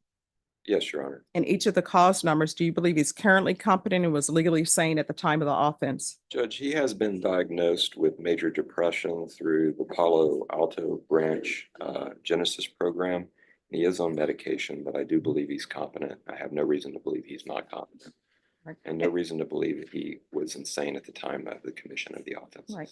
Mr. Sanchez, in each of the cause numbers, has anyone threatened you, coerced you, or placed you in fear to get you to enter the plea? No, ma'am.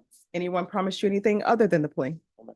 Satisfied with the way you've been represented? Yes, ma'am. Are you a U.S. citizen? Yes, I am. Did you review the court will find that defendant has knowingly and voluntarily waived his right to jury trial. Did you review the plea bargain page in each of these cause numbers with your attorney? Did you understand them? Yes, ma'am. According to the plea bargain agreements, the state is proceeding on count 1. You to agree that you've been previously convicted of a felony for purposes of enhancement. Punishment is to be assessed at 20 years in the prison. There's an affirmative finding of deadly weapon in each cause number. There are no applications. Each of these cause numbers will run concurrently with each other. The state is taking in consideration 2024 CR 5951, 2024 CR 5883, 2024 CR 007039. Did you understand that to be the plea? Yes, Your Honor. Defense? Yes, Your Honor. State? Yes, Your Honor. Did you review the waiver of appeal paragraph with your attorney? Yes, I did. Did you understand it and sign it in all the appropriate places? Again, did you understand you have a right to jury trial, a right for you or your attorney to cross-examine and confront any witnesses the state would call, and the right to remain silent? I'm so sorry. It's been a long day. Did you understand by signing those waivers, you're waiving your right to appeal? The only items that can be appealed are written pretrial motions that have been filed, heard, and ruled upon by the court. Did you understand? Yes, ma'am. Counsel, are there been any such motions? No, Your Honor. All right. Then in 6150 to count one, how do you plead? Guilty, not guilty, or no contest? Guilty. And to the enhancement paragraph one, how do you plead? True or not true? True. And 6151 to count one, how do you plead? To the enhancement paragraph two, how do you plead? Guilty. True or not true?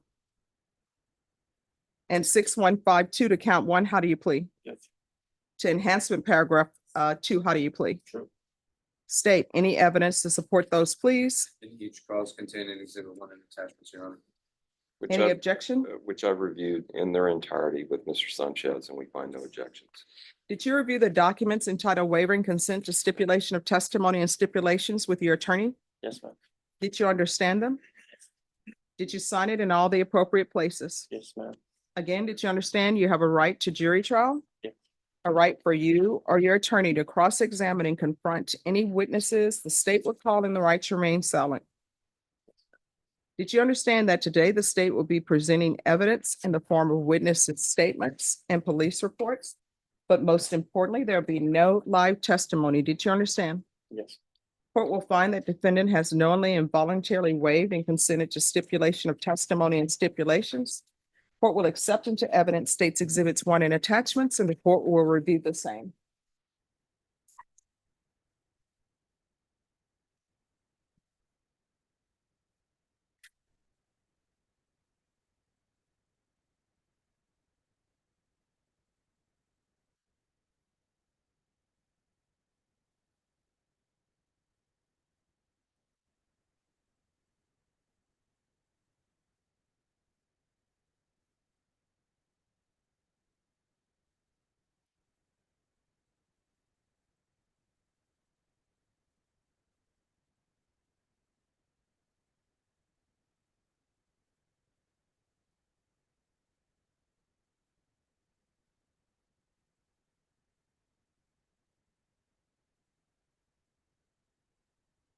Excuse me, can I have the indictment for 6151?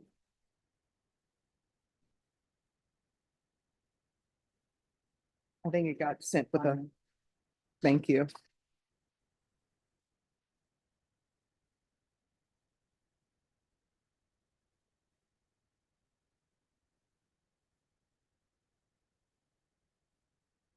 Oh, it happens.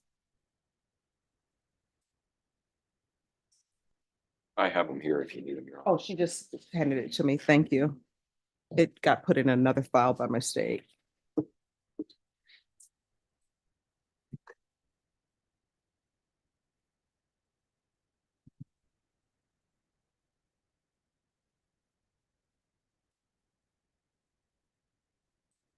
All right, and each of the cause numbers. Well, let me take it one step at a time. And cause number 6150, the court will find there's sufficient evidence to, and the court will find you guilty. The court will find paragraph one of the enhancement true based upon your plea of true and based upon state's exhibits one and attachments. And the cause number ending in 6151, the court will find there's sufficient evidence to find you guilty. And the court will find you guilty, and the court will find paragraph two based upon your plea of true and based upon state's exhibits one and attachments. And the cause number ending in 6152, the court will find there is sufficient evidence to find you guilty, and the court will find you guilty. And the court will find paragraph two based upon your plea of true and based upon state's exhibits one and attachments. Are you proceeding with sentencing? Yes, Your Honor. Anything you wish to say on behalf of your client? Judge, as I mentioned earlier, he has been diagnosed with depression. He's on medication now, and there is an underlying substance abuse issue that's pretty extensive.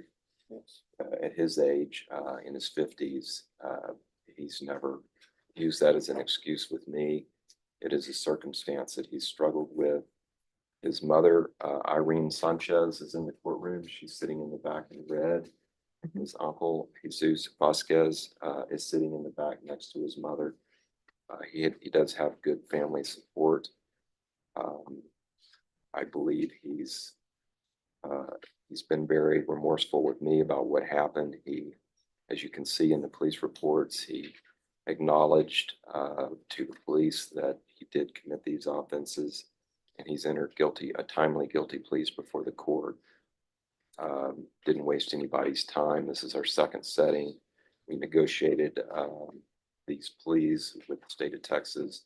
We would respectfully ask the court to follow the agreements. All right, and cause number ending in 6150. The court will sentence you to the 20 years in prison, give you credit for any time served. There's an affirmative finding of deadly weapon. This will run concurrent with 2022 CR 6152, 2022 CR 6151, taking in consideration 2020 CR 5951, 2024 CR 5883, and 2024 CR 00703. And the court will request the mental health unit. I have no jurisdiction to force them to place you in the mental health unit. You will also have to request it. Do you understand? Yes. And that cause number, did you review the document entitled Trial Court Certification of Defendant's Rights to Appeal with your attorney? Did you understand it and did you sign it? Yes, ma'am.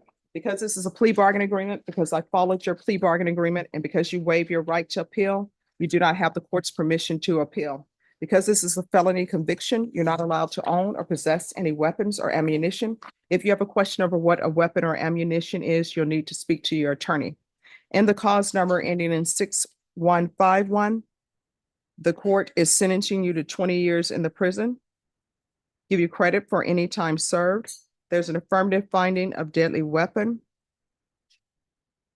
This will run concurrent with 2024 CR 6150, 2024 CR 6152, take in consideration 2024 CR 5883, 2024 CR 5951, and 2024 CR 007039. And I'll recommend the mental health unit. Did you review the document entitled Trial Court Certification of Defendant's Rights to Appeal and that cause number? Did you sign it? Yes. Because this is a plea bargain agreement, because I followed your plea bargain agreement, and because you waive your right to appeal, you do not have the court's permission to appeal. Because this is a felony conviction, you're not allowed to own or possess any weapons or ammunition. If you have a question over what a weapon or ammunition is, you'll need to speak to an attorney. Do you understand? Yes, ma'am. Proceeding in the cause number ending in 6152, the court will sentence you to 20 years in the prison, give you credit for any time served. There's an affirmative finding of deadly weapon. This will run concurrent with 2024 CR 6150, 2024 CR 6151. Take in consideration 2024 CR 5951, 2024 CR 5883, 2024 CR 07039, and I'll request the mental health unit. Did you review the document entitled Trial Court Certification of Defendant's Rights to Appeal and that cause number? Did you understand it? Yes, ma'am. Because this is a plea bargain agreement, because I followed your plea bargain agreement, and because you waive your right to appeal, you do not have the court's permission to appeal. Because this is a felony conviction, you're not allowed to own or possess any weapons or ammunition. If you have a question over what a weapon or ammunition is, you'll need to speak to an attorney. Do you understand? Yes, ma'am. Counsel? Yes, ma'am. This is probably a little bit late in asking the court to do this, but one of the repeater paragraphs that he pled true to is cause number 2005-1752B. He's on parole for that. Would you run these cases concurrent with that case, Your Honor? Sure. Can I have the files back, please?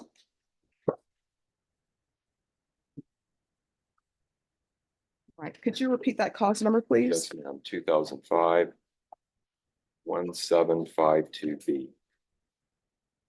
All right, and each cause number, well, let me just do it this way. And the cause number ending in 6152, this will also run concurrent with 2005 CR 11752.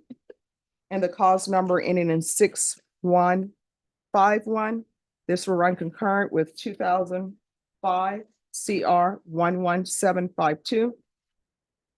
and the cause number ending in 6150. This will also run concurrent with 2005 CR 11752. All right, Thank you, Judge. thank you. Good luck to you. We have one more plea and that's him. Let's just finish it, Judge, and Okay. that's like what, the last of the ending. All right, well, I will do it for you, Deputy.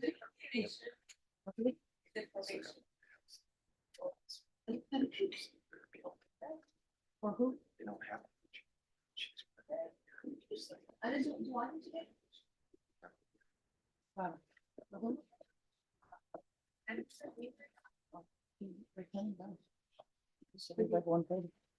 Okay, you guys should be back at 1:30. You okay, Carla?